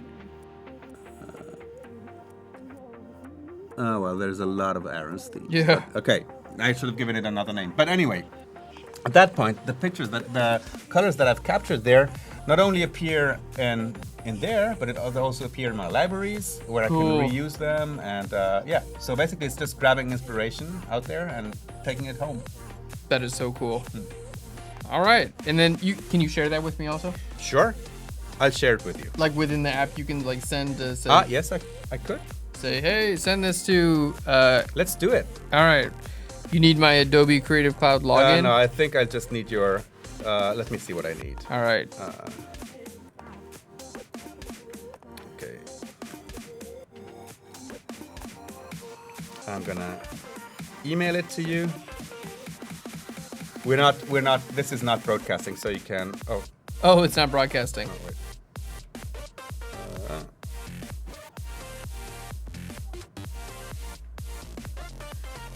Something wrong with the server. Let's see. Well, why don't you go on and I'll try to figure this out. Okay, cool. All right. Well, actually, we're pretty much done with our image. I mean, that was the whole idea behind what we wanted to create with this. And obviously, this image is. I've never created an image that looked like this before, but this was, every time that you guys are jumping into Photoshop and creating a new project for yourself, try to do something new. In this case, we are doing like a very like pastel colored graphic type image, and I think it's really fun. And if you guys are into more photorealistic type of images or whatever it is, then there's an application for just about anything that you guys are doing. And that's All right. we got. So we got another 15 minutes Okay, before cool. we stop. So maybe we should talk a little bit about what we've done today, what we're going to be doing tomorrow. Yeah, perfect. Because we're here for the next 2 days. Today was day 1. Are you ready for another 2 days? Yeah, I'm excited. Yeah. 3 hours is quite something, huh? Yeah, no, it's good. I'm going to go home and sleep for 18 hours. Okay, all right. And then be ready for another 3 hours tomorrow. Exactly. Exactly. Okay, so today, again, for you guys who, just kind of joining us now, we started off with a few different, we started off with 5 quick tips for working in Photoshop. So we can go back to those real quick. Let's just jump in here. All right, and there we go. All right. So to start off with, I would say, like, if you guys are interested in doing, in working with Photoshop, don't feel like you have to know like every single tool and every single feature to be able to do cool stuff. I would suggest, learning the brush tool. Using the brush tool on layer masks is going to allow you to, do just about everything you need to know. If you're comfortable using adjustment layers, like a curves adjustment layer, a levels adjustment layer, and a layer mask, then you can do so much in Photoshop. So I would say, start off with some simple tools. Start off with these top ones here, learning how to use the move tool, selection tools, and the brush tool. And then as you go on, maybe you can go in and go to like try to figure out how to use puppet warp and things like that. And those things will just kind of like add to your knowledge. And if you guys are interested in free videos on learning Photoshop, check out Phlearn.com. I'm wearing the shirt right now, so it's That's right. You guys just came up with a completely new course. We did, yeah. Actually, it's called Photoshop 101 through 301. I believe there's a link in the chat, and it's over 20 hours of Photoshop knowledge. It's our best-selling product we've ever created. It's the most comprehensive product we've ever created. Basically, we take you from start to finish, learning every single tool and feature in Photoshop, and then we go through start to finish on actual exercises. So you can see, just like today, where we work from start to finish in an image. We cover retouching, we cover compositing, all the stuff that you're going to be doing in Photoshop is covered over 20 hours. And if you guys are interested, it's Phlearn.com/Photoshop. We just released it 2 weeks ago. It's already our best-selling tutorial ever. People are like freaking out. So I'm How really many of you in the chat have already accessed Aaron's new tutorials? We'll see in 30 seconds. We'll see in 30 seconds. There's a delay. Robzilla, I would totally flaunt a Phlearn shirt. I love it. The flaunt with a PH. Yeah. So let's see in the chat if there's anything that people want to see again. We have another 15 minutes. Brendan lost in print. Hand up. Oh, right. Brendan. Hey, man. I actually know Brendan. He's a friend of mine. All right. Okay. Thanks, Brendan. Thank you. Okay. Finidev. Okay, how do you come up with composite concepts? Let me just go back to, let me see if I can stop that. How do you come up with composite concepts? Every time I want to do something, I can't come up with an idea. That's a tricky question. Yeah. So just, I know a lot of you guys are watching this, and you may not have seen, some of my work. So I'm just gonna pull up some of my. Obviously today we were working on a very graphic type image, but I also do a lot of fine art, conceptual photography. Here's an image that we can talk about for a second, so you guys will be able to see it. This is just on my personal portfolio, aaronnace.com. This image is called The Flood, and everything you see in this photo is completely real. The water was there. The subject was there. So the idea, the question was, how do you come up with your ideas and things like that for composite images? So this one in particular started off with like a feeling, like an emotion. And I think that if you can convey emotion in an image, then that's like kind of always the goal for me anyways. Like if you can convey any type of feeling, that's gold. I think I like that much better than using the word, like the overused word of storytelling. Like conveying a feeling, like, you know, whether it's happiness or sadness or you know, any kind of emotion. I think that's the purpose of art and photography, for that matter. Yeah, and I think, you know, the more I, you know, am involved in the art world, and, you know, I by now I've looked at many thousands of images, and the images that I'm drawn to most of the time are the ones that tend to convey a feeling. So for this image, it started out as a feeling. This image is called a flood. The idea was, I was in a relationship at this time, and I was kind of feeling some external pressure to get married, and I was like, I'm young, I'm not ready for that.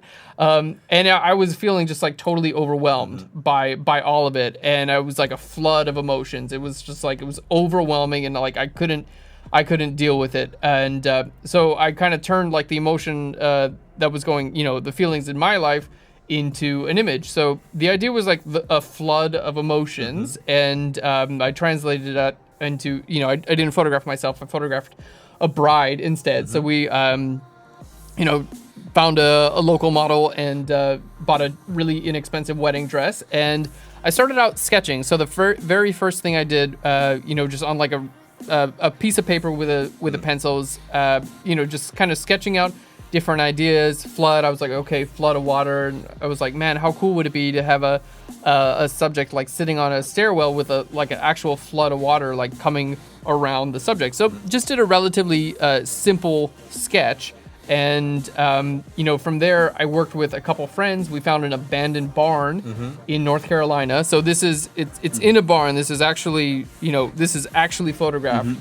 So we found this abandoned barn, you know, got together a subject, and it is a composite of about 20 different photos, but they were all taken on location. So we set up the camera, we set up the tripod, and photographed the model before we did any of the water. So she's sitting on the stairs. And we got basically the right look for her face and her arms and her body and things like that within one frame. And the camera was on a tripod the entire time. So after we got the frame of the subject, basically we filled like a 50-gallon trash can with water. That's when it gets messy. Yeah. And hiked it upstairs and then poured it down the stairs, and covered our subject. So that covered the back part of the subject, and then we used a smaller trash can and kind of splashed water on the front part of the subject. And the lighting is just a medium-sized softbox to the camera left. It, you know, kind of separates the subject out from the background there, and that was it for the photo shoot. And then in Photoshop, basically, it's aligning the layers and you know, making sure all the water blends together and things like that. Masking out Yeah. At that point, because taking all these pictures on the tripod, same angle, it's just a matter of keeping the things that you wanted. Exactly, yeah. So it's pretty simple masking techniques there. And again, it all started out with an emotion, like a feeling that I was going through, and a sketch. So that's yeah. And sketches is another thing that, you know, that people frequently overlook, but this is something that I see. We have these things called creative jams and photo jams. Cool. Where a lot of the designers like have a 3-hour period of time to actually deliver on a subject. And the fascinating thing is, all over the world, the first thing they do, paper, pencil, sketch. Yeah. Yeah.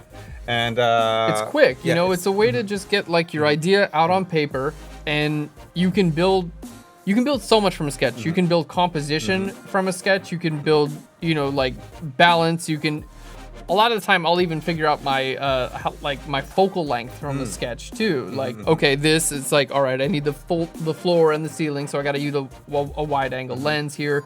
And yeah, I would highly recommend, if you guys are interested in you know, creating conceptual images, I would highly recommend sketching. Do you want to comment maybe on another Yeah, picture? of course. For another 7 minutes. We got another 7 minutes. Yes, not a lot of time, but this is so cool. Yeah. Like looking into, you know, the construction of ideas. Yeah. So this is another image. This is called Baxter, and this was kind of inspired by like a little bit of like Calvin and Hobbes, a little bit of Where the Wild Things Are. Basically, again, started out with a feeling and an idea. I wanted to capture like a young child basically who his stuffed animal is Baxter, and at night the Baxter comes alive and they go on adventures and stuff like that.